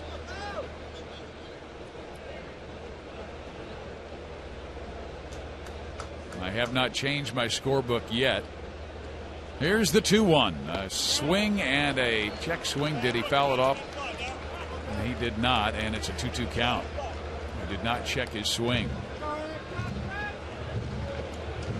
So Shields has the 2-2 count. Oakland tying it up here in the top half of the 6th inning on a misplay in center field by Gerard Dyson that allowed Vogt to score from first base. The 2-2 to Alberto is high and outside. 3-2. Looked like the final out of the inning. I'm sure Dyson thought it was the final out as well until he couldn't find the baseball in the sky. Reddick with the lead at third base. Shields with the 3-2. Callaspo with a bloop base hit to right field, and that will knock in Reddick and give Oakland a 3-2 lead. Wow, that is back-to-back terrific pitches that Shields has made. One to get a fly ball to center field that was dropped by Dyson. The other just a bloop base hit to right field that scores Josh Reddick, and Oakland has their first lead of the game at 3-2. 2 RBIs for Alberto Callaspo.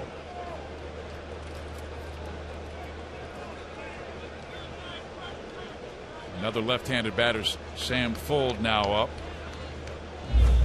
2 runs in the inning. The pitch up high. 2 runs on allegedly 3 hits. Sam Fuld has singled and struck out.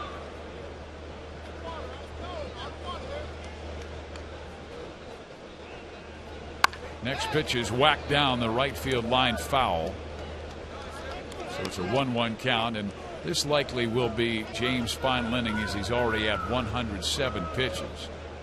This Oakland team always makes you work. They walk a lot, even though they've only enjoyed one walk this afternoon. They've fouled off a lot of tough pitches by James. The 1-1 on the way is swung on, lifted foul, back and out of play. And that will find the field level seats. Nice catch by a fan beyond the Oakland dugout. A's with 3 runs on 7 hits. The Royals 2 runs on 5 hits.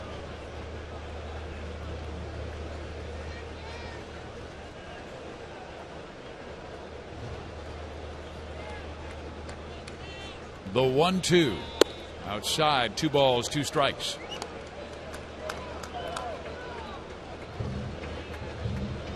Royals won the opener 3-2. Lost on Tuesday 11-3, and Jason Vargas with his first complete game shutout as a Royal, winning 3-0 last night. Here's the pitch, a swing and a foul back.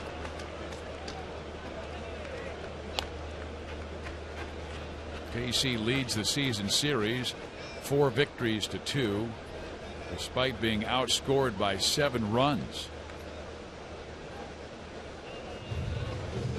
Both teams with very strong bullpens. And we'll likely see the Royals bullpen in the top of the 7th inning. Samardzija has only thrown 72 pitches through 5.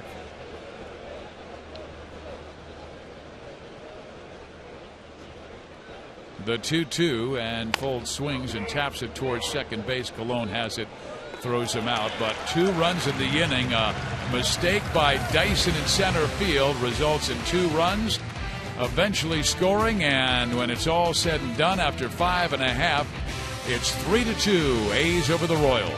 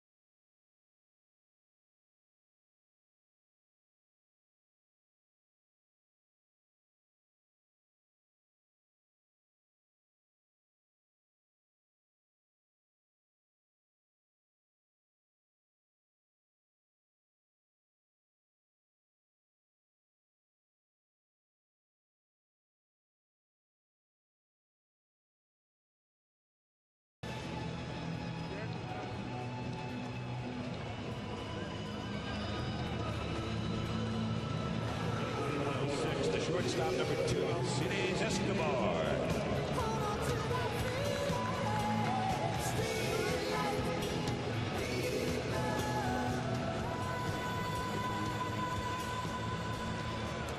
Fans, the 6th inning is our Sonic Slam inning. Our contestant is Cheryl Hatch from Shawnee.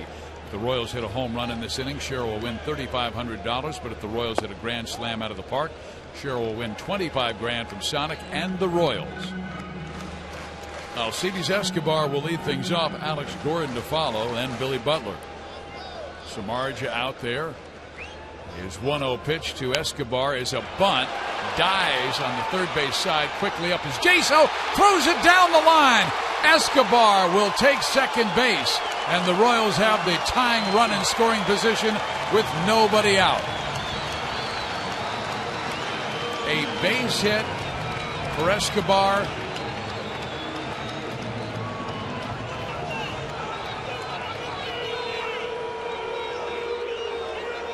Are they saying Escobar is out? Are they saying he ran inside the baseline? Well, apparently that's the case, and Ned Yost has just found that out, and how he is coming out.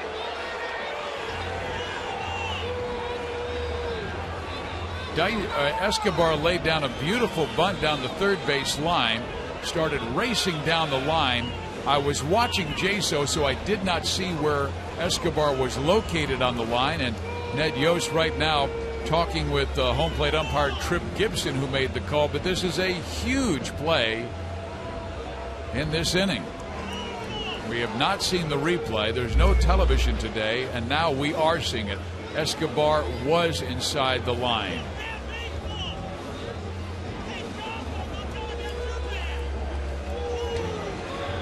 Yeah, he was never inside of it. Or outside the line. Well, yeah, inside versus out. There's two sides to that little running lane. Yep. And he was on the fair ball side of the running lane to make it more explicit. And that really cuts down the angle, in this case, the catcher trying to get an accurate throw to the first baseman. So Don Wakamatsu is visiting with his video guys and just relayed the message to Ned Yost that Escobar was on the fair ball side of the running lane. So Escobar is the first out, and two huge plays thus far in the game. The drop ball in center field by Escobar, which later resulted in 2 runs for Oakland. And now Escobar reaches. He's at second base with nobody out, and the Royals come up with an out on a mistake by Esky running outside that line.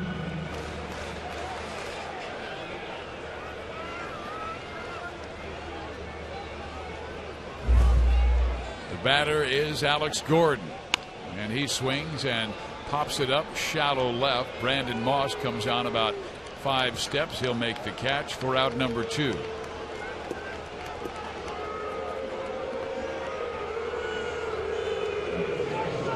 While we have the time, let's pause for station identification. This is the Kansas City Royals Radio Network.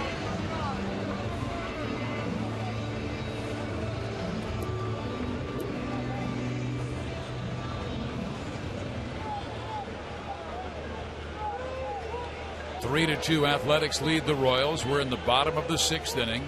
Billy Butler, the batter, and Samardzija delivers. Billy takes outside, ball 1. Royals were leading 2-1 going into the 6th inning. Fly ball was struck by Josh Reddick. Lazy one in center field would have been the final out of the 6th. And Billy lines a base hit to left field, and that likely would have scored Escobar. Instead, Billy is on with 2 out. And the crowd continues to boo the call by Trip Gibson, but it was an accurate one. Escobar just barely a shade away from the running lane, and it resulted in an out. But going back to that 6th inning, lazy fly ball to center field struck by Josh Reddick. Dyson was under it, then lost it in the sun. The ball clipped off his right bare hand. A run would score, and then a single later another one would score, and Oakland has taken a 3-2 lead.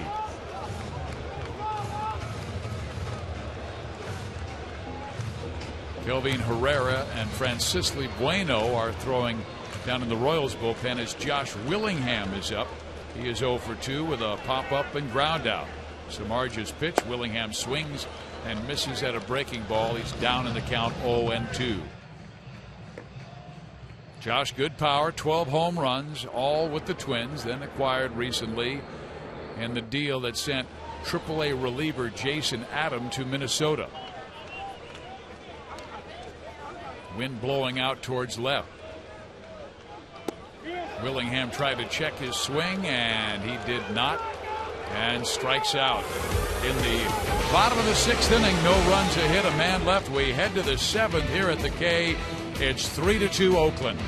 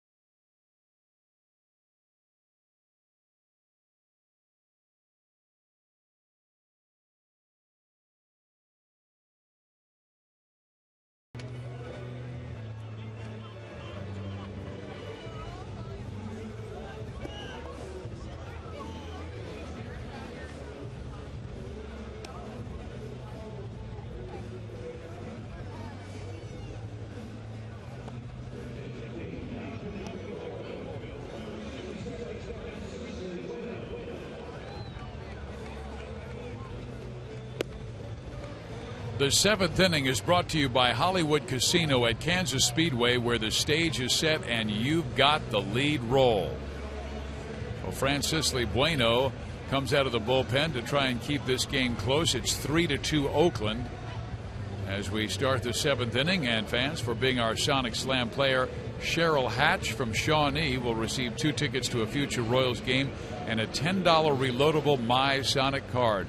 Don't forget to drive into a participator, Greater Kansas City and St. Joseph Sonic Drive-In, and register for the Sonic Slam inning for your chance to win $25,000. Eric Sogard will lead off against Bueno. His first pitch is popped up on a bunt try, and Bueno will take it. He makes the catch, and there's 1 out on 1 pitch. Bueno has been a solid left-hander for the Royals. He's 33 years old, out of Cuba. Last pitch 9 days ago at Arizona, working around an error for a scoreless 7th inning.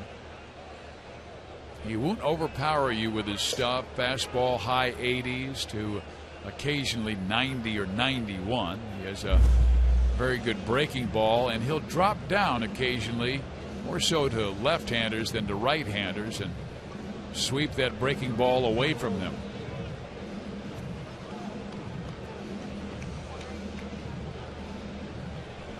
Coco Crisp, the batter, switch hitter, turns things around and bats from the right side against the southpaw. And Coco 0 for 3, 0 for 10 in the series.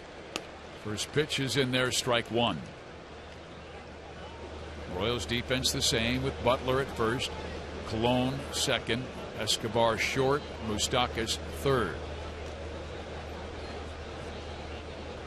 Bueno says yes to the sign. The 0-1 is swung on, ground ball. Moose, nice big hop for him. His throw in time.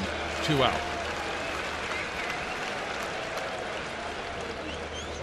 The Royals will just have to play comeback this afternoon. They trailed 3-2. I know Samardzija has been tough, but they have gotten to him in 2 innings in this game. A sacrifice fly gave the Royals their first run in the 4th, and in the 3rd, I beg your pardon. And then a clutch 2-out base hit by Mike Moustakas, who will be leading off the bottom of the 7th. He gave the Royals a 2-1 lead. A's with 2 in the 6th to reclaim the advantage, and they have a 3-2 lead. Batter is Derek Norris. He's batting for John Jaso, and that means Ned Yost will come out and he'll make a move. He did have Kelvin Herrera warming up in the bullpen, and he wants a right-hander to face Derek Norris. Aaron Crow had joined Kelvin Herrera, and it likely will be Aaron Crow. They've made the move. 3-2 score. A's over the Royals. This call to the bullpen is brought to you by Tompkins Industries. Essential parts, immediate delivery, industrial standard. Visit them online at tompkinsind.com.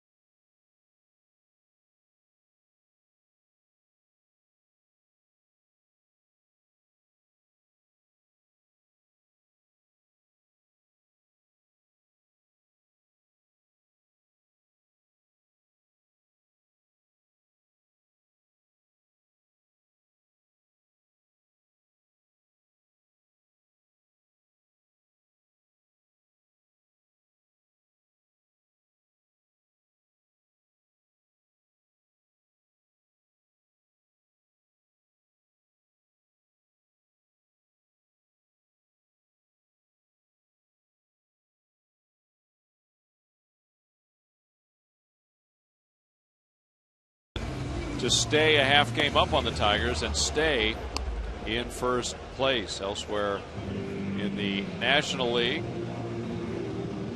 we had a final score from Atlanta, 6-4. The Dodgers win over the Braves today. Roberto Hernandez, a recent pickup by the Dodgers, getting the win. He's 7-8. Drew Butera homered, 2-run homer, his third of the year for the Dodgers. So the Dodgers win at the Braves. The Brewers are winning 5-0 at Wrigley over the Cubs. Fizz in the bottom of inning number 5. Everything else is tonight. And here at Kauffman Stadium in Kansas City, the A's with a 3-2 lead over the Royals.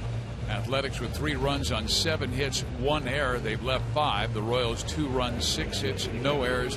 They've left 3. And Crow on to face Derek Norris with 2 out and nobody on.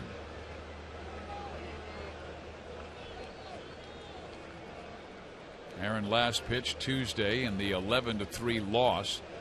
Inherited 2 runners with 2 away in the 5th. And KC trailing 6-0. He threw 1 pitch, retired Josh Reddick on a fly ball to right, so he is well rested. And he delivers strike 1 to Derek Norris. Norris has not had a good series. And the young man from Goddard, Kansas, would like to chip in. The pitch. Breaking ball in there, and Crow very quickly ahead in the count, 0-2.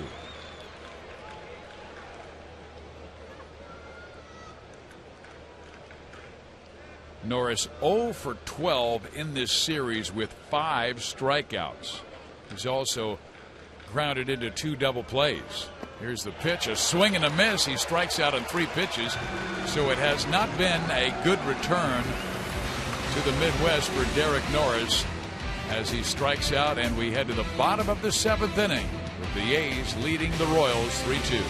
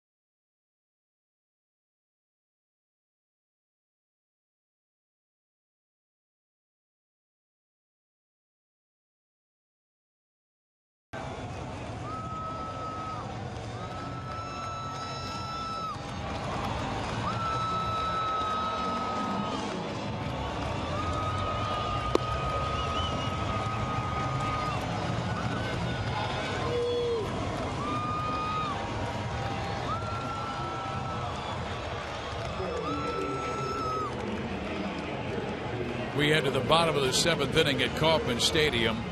Oakland with a 3-2 lead. Mike Moustakas to lead things off. He'll be followed by Eric Kratz and then Christian Colon.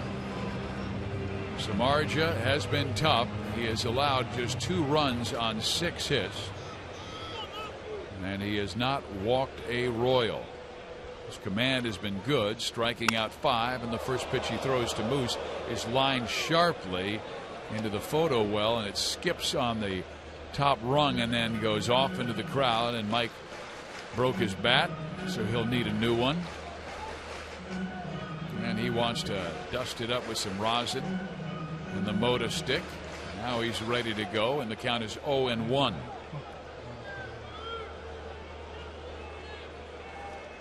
Moose struck out swinging his first time up, and then the last at bat with 2 out, runner at third, came through with a clutch base hit to right center field that gave the Royals a 2-1 lead. Fastball misses outside, and Moustakas with a 1-1 count. Samardzija does keep the ball down well. He's allowed 13 home runs this year in almost 160 innings. The pitch, foul off the catcher. And Derek Norris has it go awry, and the count moves to 1-2. So the Oakland infield will shift a bit, playing Moose more dramatically to pull. Stephen Vogt still off the line at first base by about 7 feet. Well back. The pitch, a swing, and a foul ball struck back and out of play. Stays 1-2. Third baseman Josh Donaldson moving over where the shortstop is, and he was shading his eyes to see where the sun was in case there's a pop-up.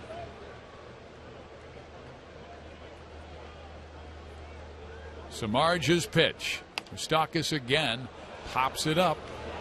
Left side, Donaldson comes in and was able to make the catch, and that's why he was checking where the sun was and the angle where he would have to go if the ball was struck in that area, and he did the right thing, kind of angling his body as he ran in.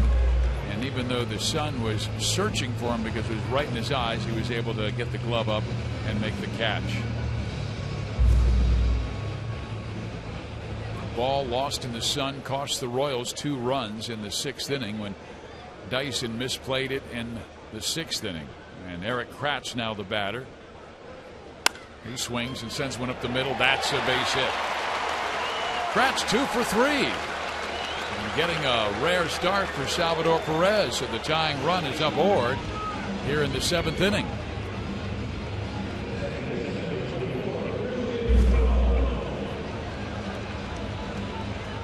He hit it sharply enough to get it past a diving Sogard up the middle.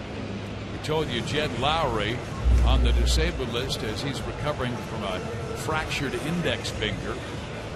Oakland playing with 24 this afternoon. Andy Perino will probably meet them in Atlanta. The pitch to Christian Colon is taken outside, ball 1. Colon, good game. 2 for 2, stolen base. It was a big part of that 3rd inning success when the Royals scored their first run, claimed the early 1-0 lead. Oakland tied it in the 4th. Royals reclaimed it in the 4th, and A's took it with 2 in the 6th. There's a bunt try by Christian, but it rolls foul.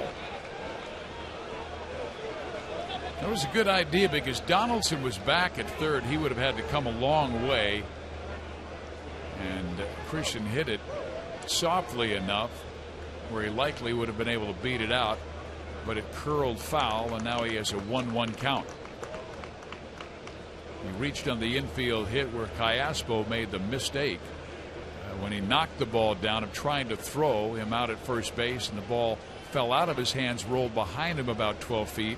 And that allowed a runner to get all the way to third, where he would score on a sac fly.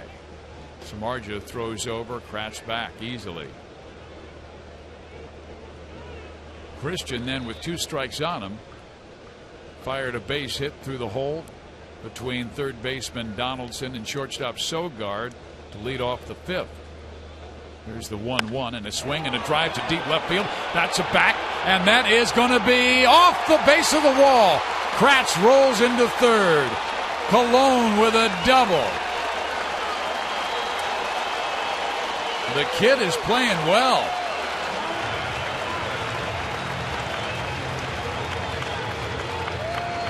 For every Royals double this season, the 103rd Street Auto Dealers will make a donation to the Folds of Honor Foundation. For more information, visit foldsofhonor.org. And Bob Melvin coming out. I think he's going to go, well, he only has a right-hander warming up. And he is going to go to that man down in the Oakland bullpen. He has already made the call with the Royals trailing by 1, 3-2. Samardzij's afternoon is over. This call to the bullpen is brought to you by Tompkins Industries. Visit them online at tompkinsind.com.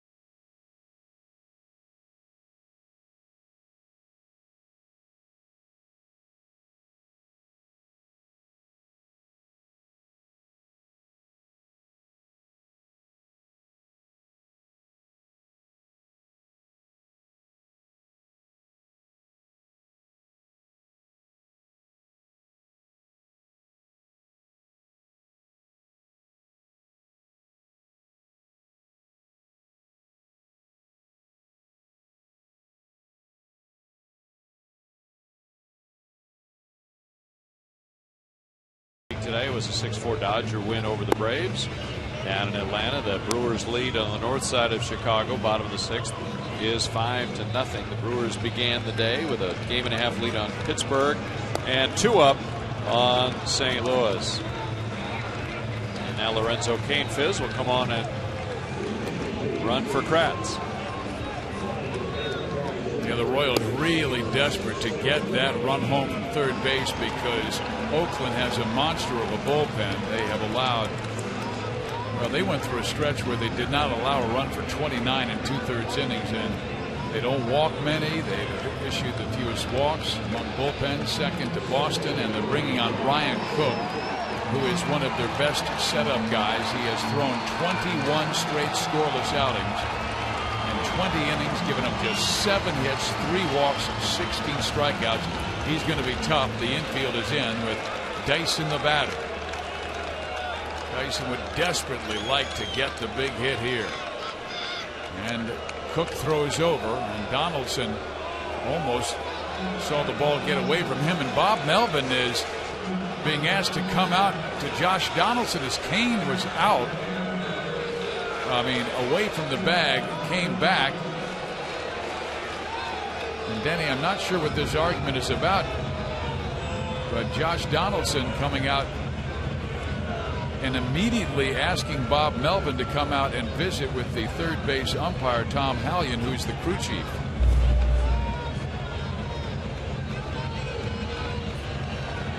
Ooh, they're saying that Lorenzo took his right hand off the bag. Quite frankly, it looked like he was able to get it back, but Donaldson with a late tag. And this is going to be another big moment. So here's what happened. Lorenzo Cain was at third base, and this play under review is presented by Samsung. Samsung, the next big thing is here. He was extending his lead, and Ryan Cook threw over on a pickoff to get Cain. Cain was able to get back easily with his right hand. But as he was getting ready to stand up, he took his right hand off the bag, and then Donaldson came down and applied the tag. But I'm not sure if he got the tag on the hand when Cain was trying to get his right hand back to the bag. So it'll be another huge play. The Royals have not done the little things the last 2 innings. They had a 2-1 lead in the 6th. And Reddick hit a fly ball to center field, and Dyson dropped the baseball. The result would be 2 runs would later score to not only tie the game but give the A's the lead. Then Escobar dropped a perfect bunt down the third base line, but was just outside the running lane and called out at first base when he could have been at second with nobody out. And now in this inning, Kane, the pinch runner, may have gotten picked off, but the challenge is underway. They're reviewing it in New York City. The umpires back there will make the call on the field. I think I've seen more guys come off the base trying to steal, or in this case trying to get back to the bag on a pickoff, than I've seen in a long time. Mostly it's guys sliding past the bag. They come in with such momentum that there's no brakes, obviously, in your hip pocket. So skidding on past the base, we've seen that quite a few times this year. They're saying he's safe. Ooh, baby, that is a big call. 2 minutes and 8 seconds. And the Royals will have runners on second and third, one out. Dyson the batter. And Donaldson asked his skipper to challenge the play, but it goes the Royals' way, and now Dyson wants to come through. Here's the pitch. Dyson swings late, fouls it off left side, strike one.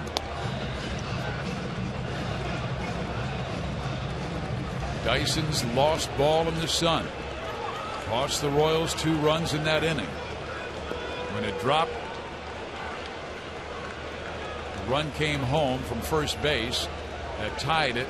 Iaspo's single gave them the 3-2 lead that they currently have. The 0-1 pitch. Dyson swings and again slices it foul. So he's down in the count, 0-2.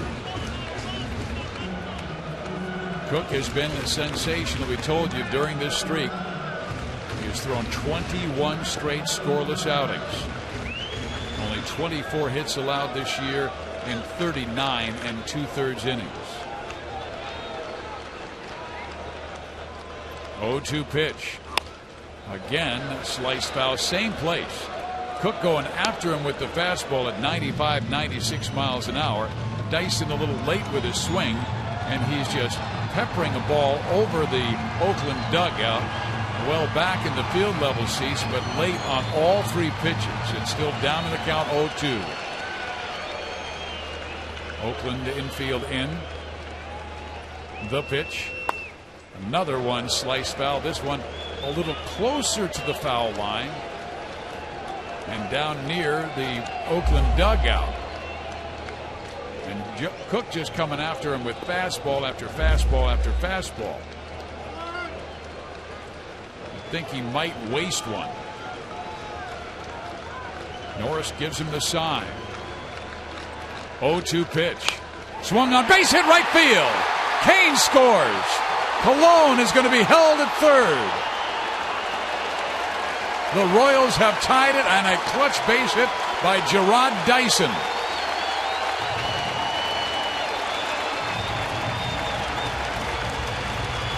My goodness, have the Royals come through in this series when the count has been 0-2. Escobar twice in the opener came through with RBI singles when the count was 0-2. And here in inning number 7, Gerard bangs a base hit when he was late on just about every single fastball from Ryan Cook, and then pulled one through the hole between the first baseman and second baseman. We are back to square one. Aoki the batter. Dyson goes. Pitch is swung on down the line. That's a base hit.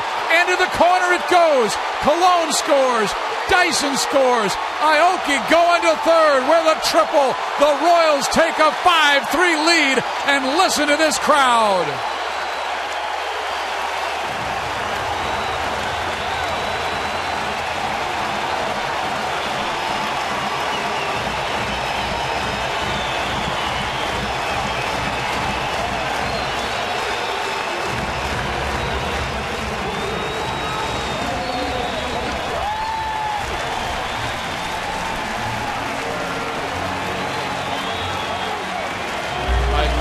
Speed that Ned Yost has shown in this homestand.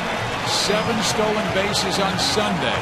completely eliminated Tim Lincecum's chance and San Francisco's chance to beat the Royals. And today he's put on several hit and runs. Now a straight steal, and Ryan Cook's bat pitch to Nori Aoki, who has been on fire of late, is ripped down the right field line for a triple. Nori coming through with 11 RBIs in the month of August. And the Royals are back in front 5-3. The batter is Escobar with Aoki at third, and the Royals want to get one more. Oakland's infield in. Pitch to Esky, outside, ball one. Thought they might squeeze, but perhaps not on the first pitch. Fernando Abad and Luke Gregerson warming down in the Oakland bullpen. And Wade Davis is throwing for Kansas City. The pitch. Inside, 2-0. Advantage Escobar. Ryan Cook. So brilliant the last month and a half. Gives up his first run in over a month and a half, and the Royals are in front 5-3. Next pitch comes high and tight. Escobar dusted as he's on the seat of his pants and gets up slowly as he'll have a 3-0 count. And I'm guessing that Ned Yost is going to give him that green light with Aoki at third. The pitch. He takes a strike. It's 3-1.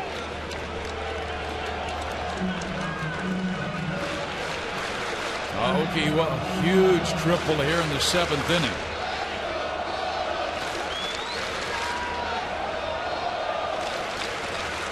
The 3-1. Esky takes high and tight, ball 4. And that's the first walk issued by an Oakland pitcher this afternoon. This inning started innocently with a pop-up by Mike Moustakas. Eric Kratz then singled up the middle. Christian Colon doubled off the left field wall, and that was it for Samardzija. Runners on second and third. Kane came on to pinch run. Dyson down 0-2 in the count. Ripped a single to right. Tied the game on a steal of second base. Aoki then tripled down the right field line to drive in 2, and now Ryan Cook's afternoon is over. He leaves with the Royals leading 5-3. This call to the bullpen is brought to you by Tompkins Industries. Visit them online at tompkinsind.com.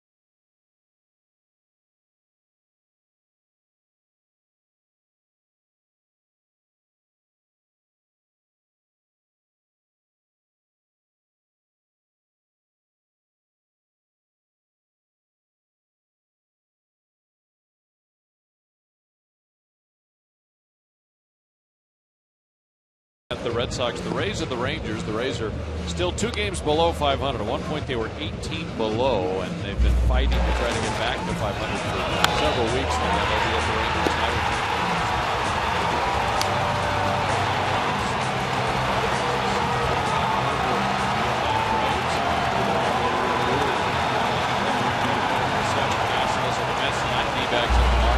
Padres at Cardinals.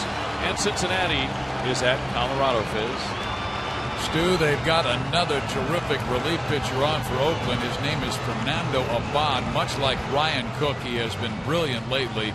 He's allowed just 4 runs since May 18th. He covers 33 games.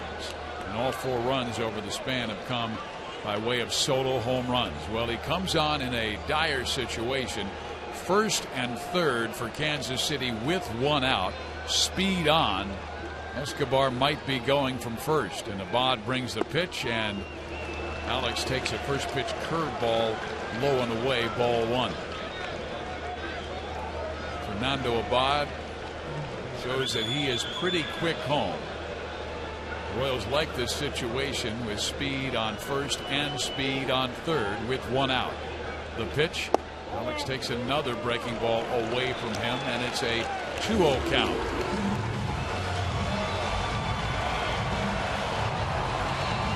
Billy Butler waiting on deck. Royals lead it 5-3. 5 runs on 10 hits for KC. 3 on 7 for Oakland. The pitch. Curveball and a slow one at 75 miles an hour is swung on and missed by Gordo. He has not seen a fastball from Abad yet. Fernando acquired from the Washington Nationals in a trade back in November. The 2-1 swung on, popped up, foul territory. That will get out of play. And Abad back even with Alex at 2-2. He's done a great job stranding runners. He stranded 21 inherited runners, the most inherited runners stranded in the majors without allowing 1 to score. And that goes back to since at least 1974. And Randy Myers stranded 22 for San Diego.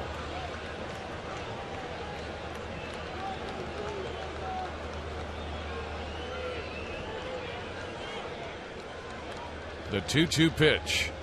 Gordon swings and misses and strikes out.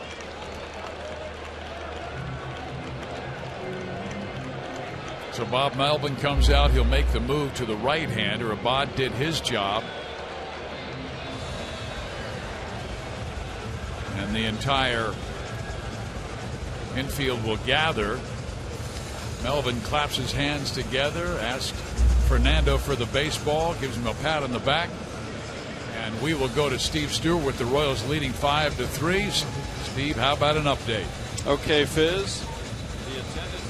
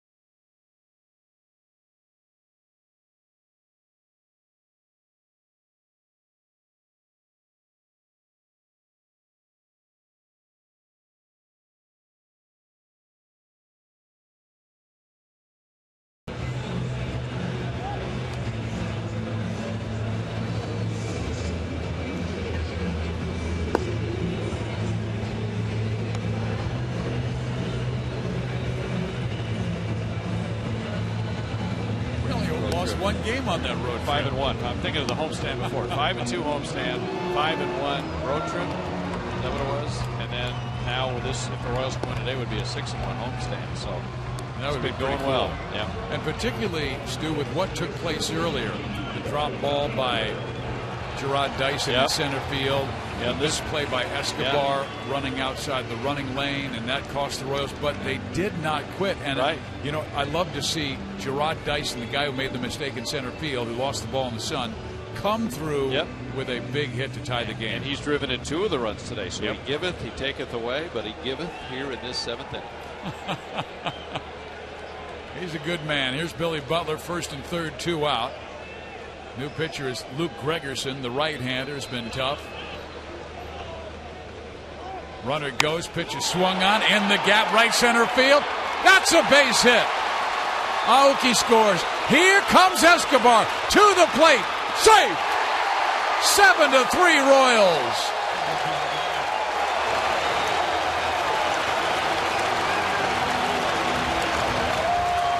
Billy put a little barbecue sauce on that baby with a rope to right center field, and with Escobar going from first base, he scores all the way from first on a single by Butler. I love this running game, and Ned Yost putting the pedal to the metal this afternoon and throughout this homestand.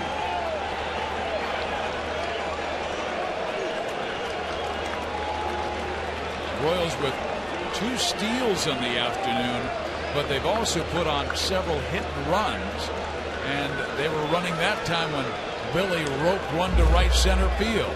Here is Josh Willingham, former Athletic, takes strike 1. So with Davis and Holland, you've got to think 4 runs should be enough, but a long way to go. 6 outs in this crazy game of baseball. Gregerson deals the 0-1. A swing and a foul off. Nothing in 2. And Fizz, you know, you talked about this. If the Royals can win this game, that would be 7 consecutive series won, which is very impressive. 2 of those series, 4 gamers, which those are hard to win. Obviously, you got to win at least 3. And they took 3 out of 4 from Cleveland. And if they can win today, it'd be 3 out of 4 from even the best record in baseball. It would be 7 straight series. Isn't that incredible? Well, you got to finish the job, but they have a good start with 5 runs in the 7th. Here's the pitch. Willingham chases one away from him and strikes out. But the damage has been done as the Royal fans roar at the K. The good guys score 5 runs on 5 hits and take a 7-3 lead to the 8th inning at Kauffman Stadium.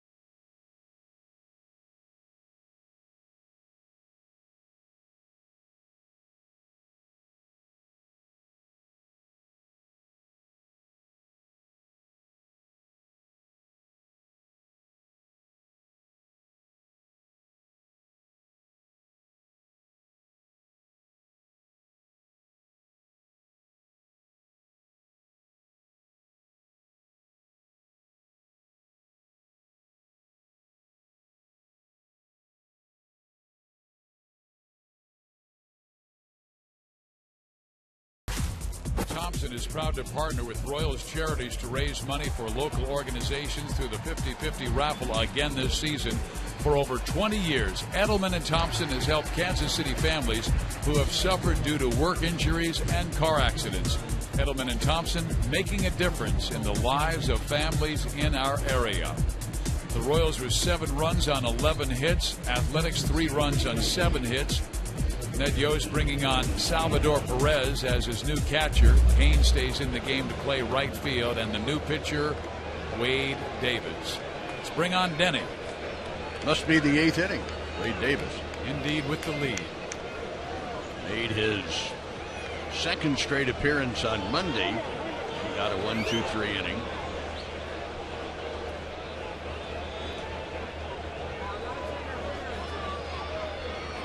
Josh Donaldson will be leading off here against Wade Davis. Davis now has held opponents scoreless over his last 18 innings. Donaldson, tough day, couple of strikeouts and a ground ball, so he's 0 for 3. And he takes the first pitch high and outside, ball 1.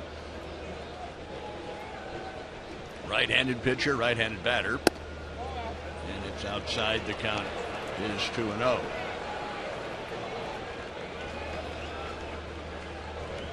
Wade Davis has permitted 5 earned runs in 51 innings. So he is having a dream season. Foul back. And a pretty good swing. 2-0. 2-1 now on Donaldson, with Brandon Moss and Stephen Vogt to follow.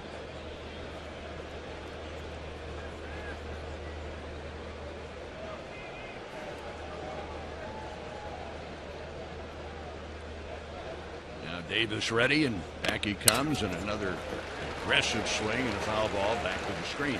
2 balls, 2 strikes. The single by Butler that drove in 2 runs is huge, because if the deficit for the A's is just 2, I'm sure they feel they're still very much in the game. But now the deficit is 4, and it's going to be a tough tug for them from here. Swing and miss Donaldson, and 1 away.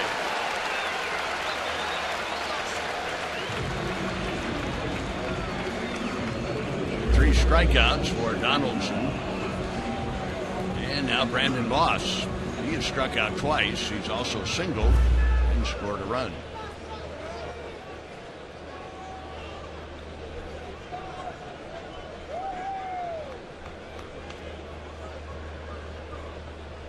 Reeves still blowing toward left field as the left-handed hitting Brandon Moss digs in, and pitch in on the hands is fouled off. Strike 1.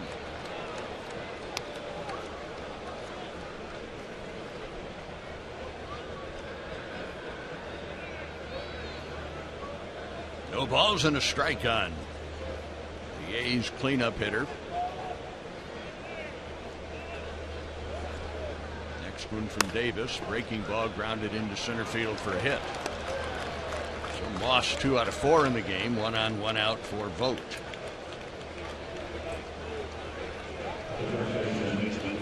Stephen Vogt 2 for 3, both singles. He has scored a run. 8 hits for Oakland, 11 hits for the Royals.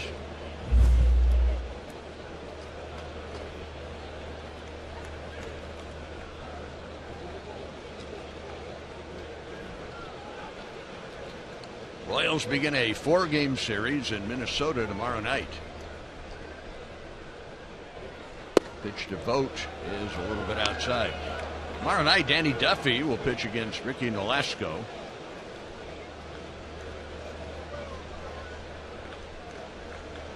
Saturday night, Ventura against Phil Hughes. A strike at the knees evens the count at 1-1. Guthrie and Malone will match up on Sunday afternoon. And then Monday night, it'll be Vargas against Trevor May.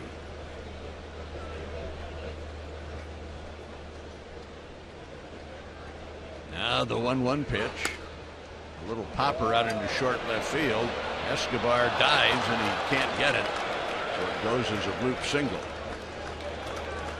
Good effort by Escobar, but he just came up short. Wasn't quite high enough to allow him to dive and make the play. So Vogt has a 3-hit game. As I just said, that 2-run single by Billy Butler was a huge hit in that bottom of the 7th inning.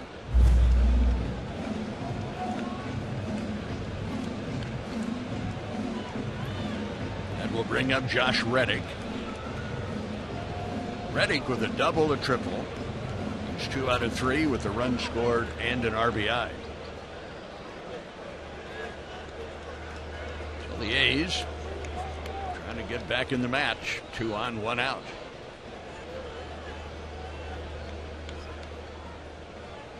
Wade Davis pitch is right through there. Strike 1.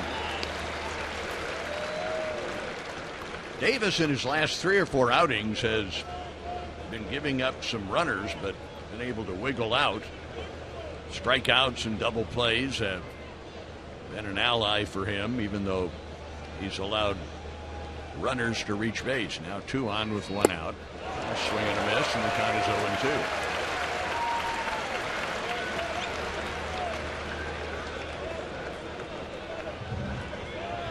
Aspo waits on deck. Davis has the advantage in the count. 0-2 on Josh Reddick. Left-handed batter. They set the target away. Perez now catching. Well, he hit the target, but the umpire, Trip Gibson, said ball 1-2. Now, because he hit the target doesn't mean it was a strike. In fact, it probably, well, it wasn't, because Trip Gibson said it wasn't. But in a situation like that, sometimes you'll throw the pitch just off the strike zone, thinking the hitter will expand his strike zone. Reddick did not, and now the 1-2 pitch. And a swing and a miss.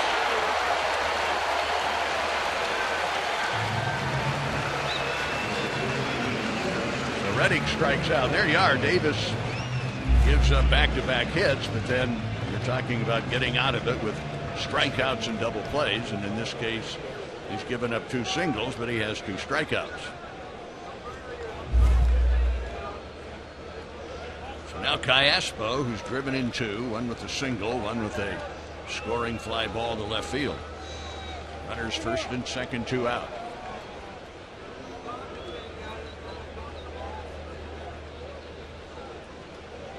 Aspo, a switch hitter, so he settles in on the left side against Davis, who looks back at second and brings it home, and misses down and in. 7-3 Royals, 8th inning. Royals got 5 in the 7th. Who started the rally? Kratz and Cologne.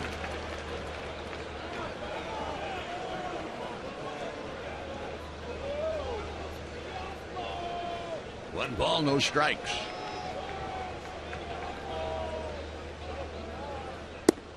Strike on the inside corner.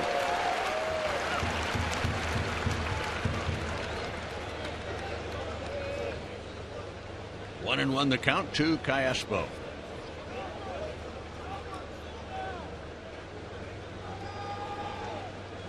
Wade Davis comes set and pitches.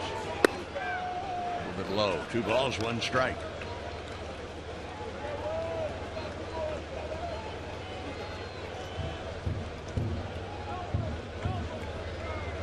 Two on, 2 out. Royals up by 4. 8th inning.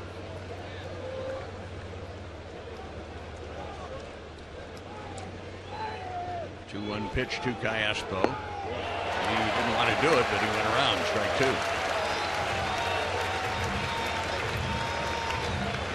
So now 2-2, 2 out. 2 on.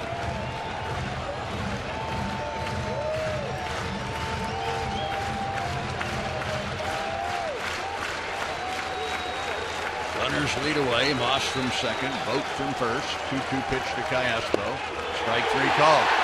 There you are. 2 hits, but 3 strikeouts. 2 left. We go to the bottom of the 8th. Royals 7. A's 3.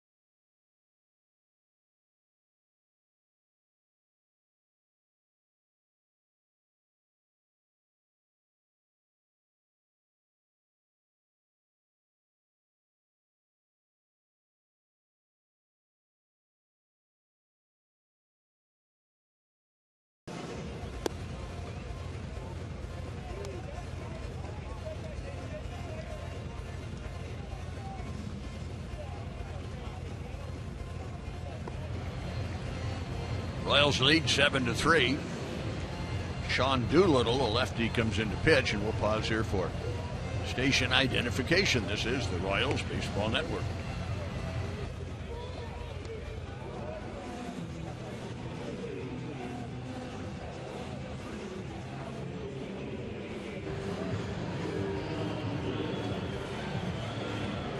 Denny Matthews along with Steve Physiak, Steve Stewart, Don Free, Kauffman Stadium. The Royals 5 in the 7th to take a 7-3 lead, and now it'll be Moustakas, Kane, and Colon. And Holland will pitch the 9th inning, and Holland will get the 8, 9, and 1 hitters. So the Royals about to finish off a very good homestand, and lefty-lefty matchup. Doolittle's breaking ball right on target, strike one. Doolittle is their closer, by the way.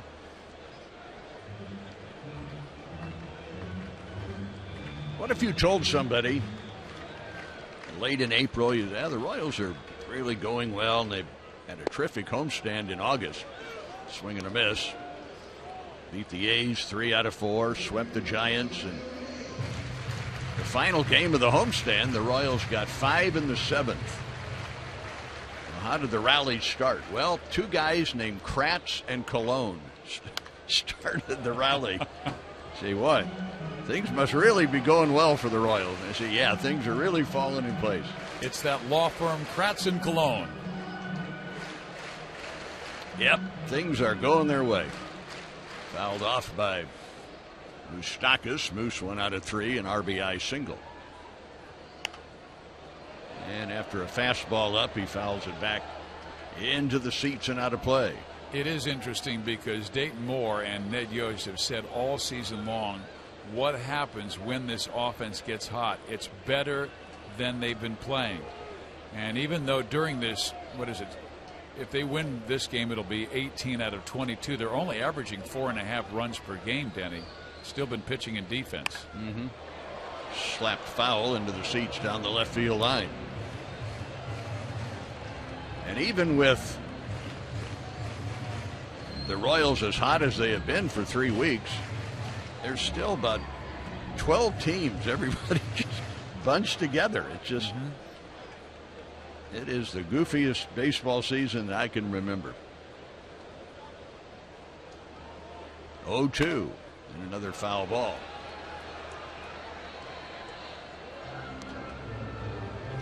No balls, 2 strikes on Moustakas. But you have to give him credit for never quitting. I mean, things didn't look good after the All-Star break when they played ugly baseball and dropped 3 in a row in Boston.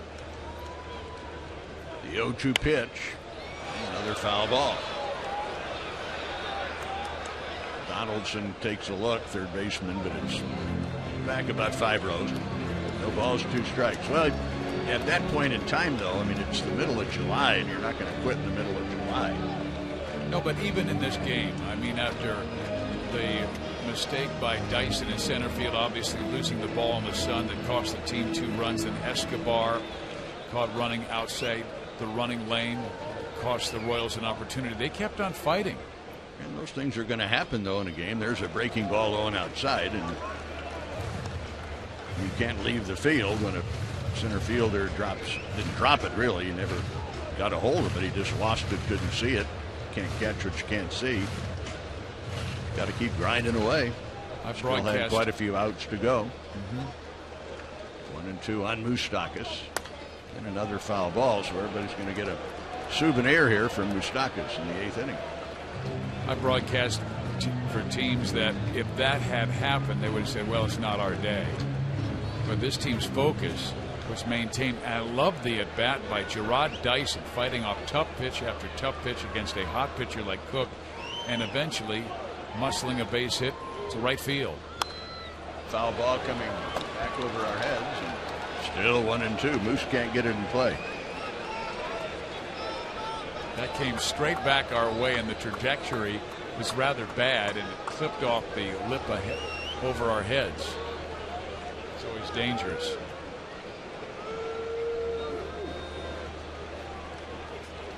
One and two. Let's get one between the white lines there. Nope. Foul ball. Well, he's seen 11 pitches. He knows what Doolittle throws. All but one of them a strike.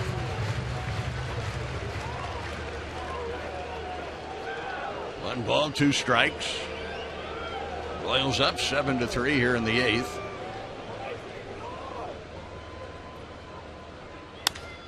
Line drive left field, but right at Moss. So after all that, the line drive went away. Good at bat by Moustakas, though. He was really fighting him. Fouled off tough pitch after tough pitch and winds up lining out. Lorenzo Cain bats for the first time. He replaced Kratz as a pinch runner in the 7th inning. So Lorenzo Cain hitting .297 up there for the first time against the lefty Doolittle. Doolittle fastball mid-90s. He's tough. This fastball misses outside. 95.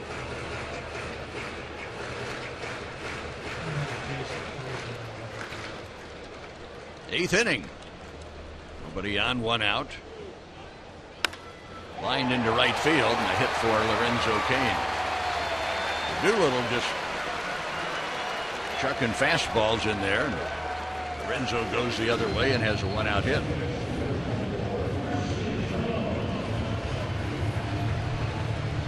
And will bring up Colon. 2 singles, a double. A run scored, a stolen base.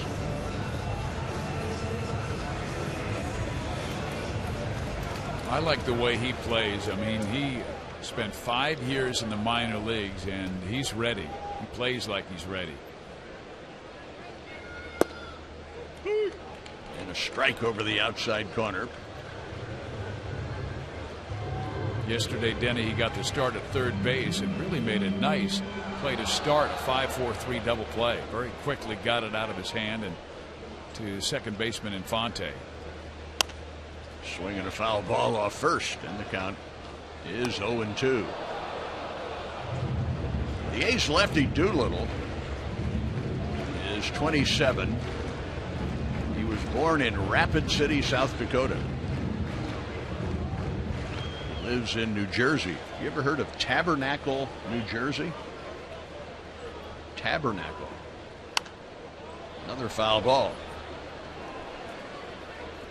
Well, he went to a high school in New Jersey that's somewhat familiar to Kansas Cityans. He went to Shawnee High School in New Jersey. He went to Virginia to college.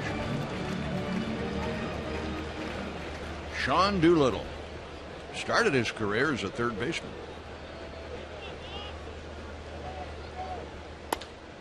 Fly ball out into short center field. Then comes Fold to make the catch.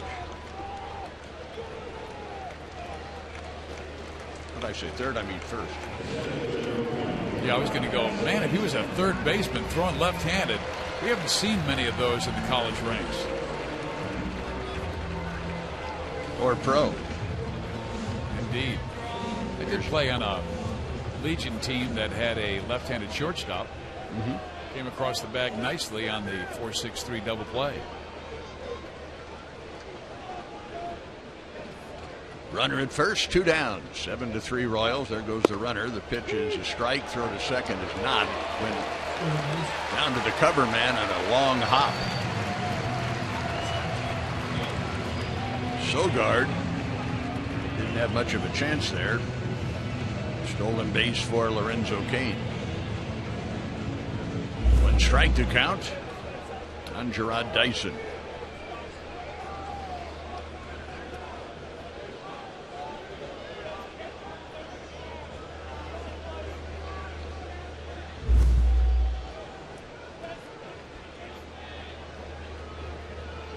Doolittle, 0-1 pitch. Fastball right through there. 0-2 on Dyson.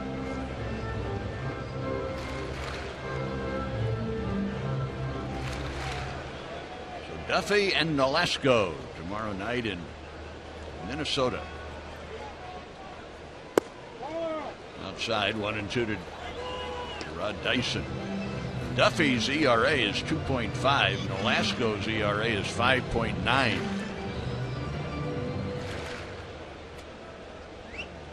So mismatch of ERAs for sure. Every game's different. Swing and a miss at a high fastball, and down goes Dyson. One hit, one left. We go to the ninth. 7-3, KC.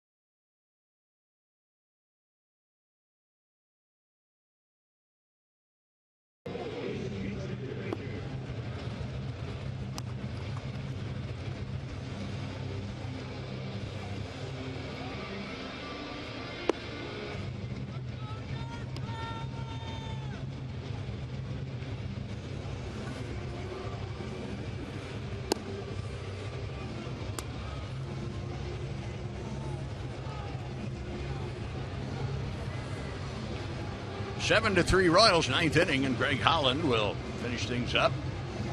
Pitched on Monday, allowing a single and a walk, but then he got a 5-3 double play.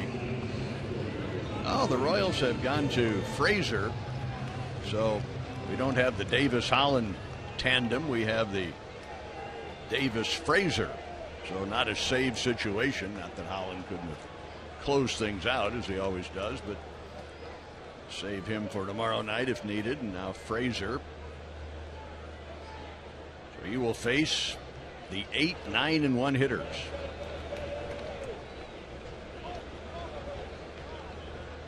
Samfold, 1 out of 3, a single. Singled his first time up. First pitch is a strike. Frazier pitched on Sunday against the Giants. Allowed an infield single. Then got Buster Posey to end the inning. And a soft ground ball to second. Colom's got it, 1 away.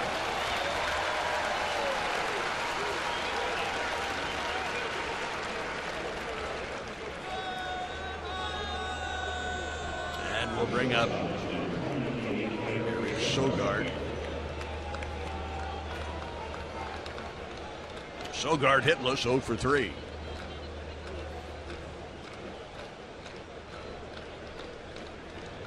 So the Royals will go 5-2 against Oakland regular season. Final meeting between the two teams.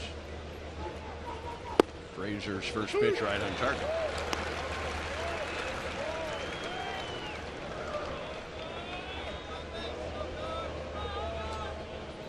Seven runs, 12 hits for the Royals. 3 runs, 9 hits, Oakland.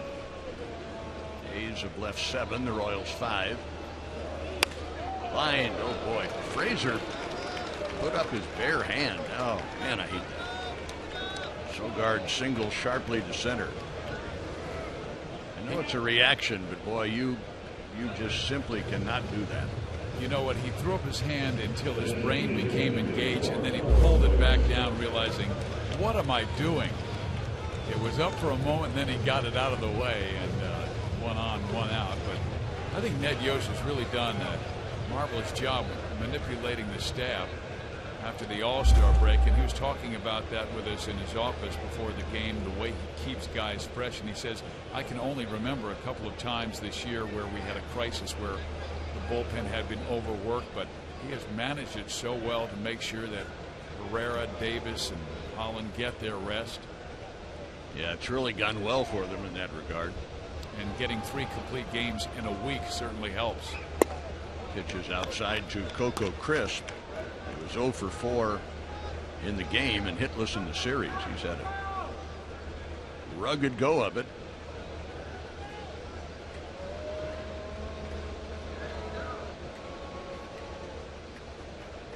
One ball, no strikes on the switch hitter. Frazier's next pitch to Coco Crisp is outside, 2-0.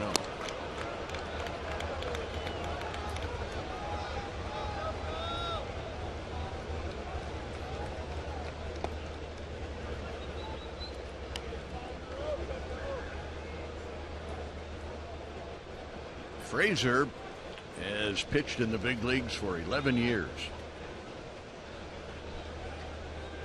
Toronto, Chicago, Texas. And a strike in the count, 2-1.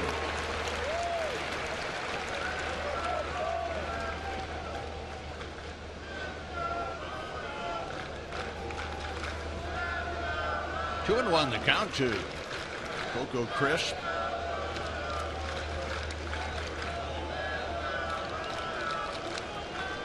Norris is on deck.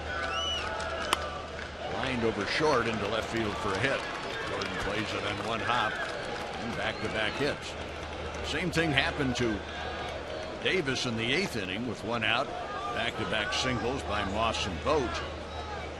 And now Frazier, after getting fouled on a routine ground ball, gives up back-to-back singles. And here comes Ned Yost.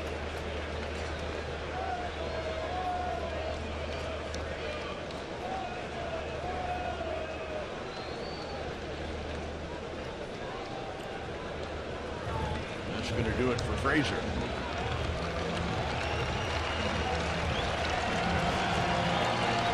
Well, they should have gone with my idea in the first place. Here comes Holland. He's called to the bullpen, brought to you by Tompkins Industries. Visit them online at tompkinsind.com.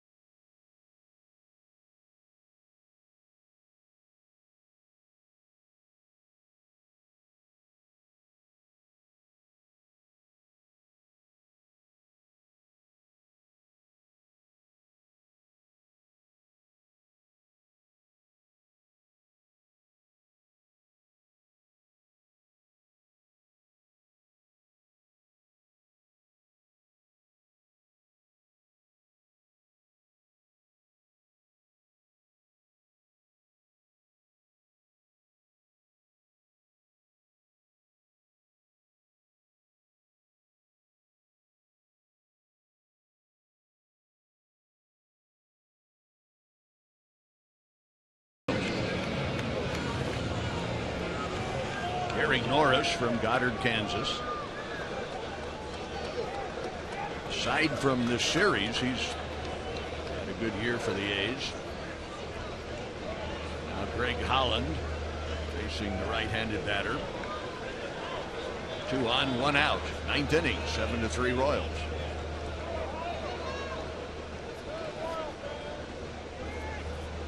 Collins' first pitch to the right-handed batter is popped up. Coming to short right goes Colon and makes the catch. They never did call the infield fly rule, but now they're 2 men out. The batter will be Donaldson. Josh has had a tough go of it today. 3 strikeouts and a ground ball to second.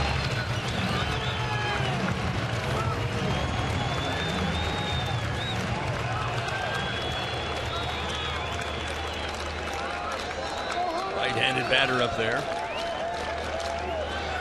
2 on, 2 out. The Royals about to make it 3 out of 4 from the A's. First pitch strike. Holland coming into the game tied for second in the big leagues with 35 saves, just behind Francisco Rodriguez of Milwaukee, who has 36. The 0-1 pitch to Donaldson was high. Greg Holland, though, since the 26th of July, leads the big leagues with 9 saves. Got his 100th career rescue on Friday against the Giants. Ball 1 strike.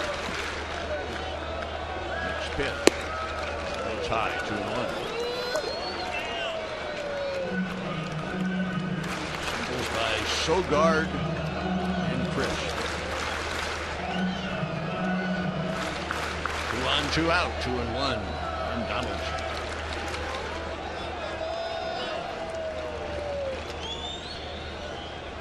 Right-handed pitcher, right-handed batter. And this one is high, 3-1.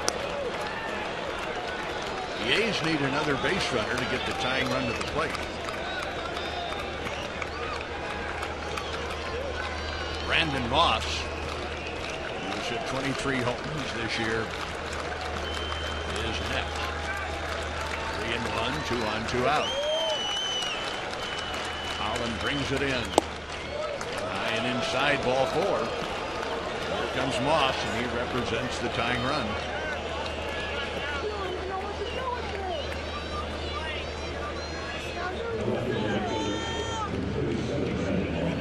Brandon Moss today, 2 singles, 2 strikeouts. He has scored a run. Moss has 76 RBIs to go along with his 23 home runs.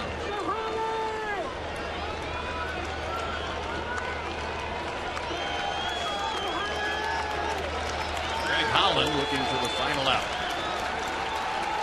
Pitch to the left-handed batter. Fly ball, left field, extra good. The Royals have taken 3 out of 4. 7-3 final. We'll be right back.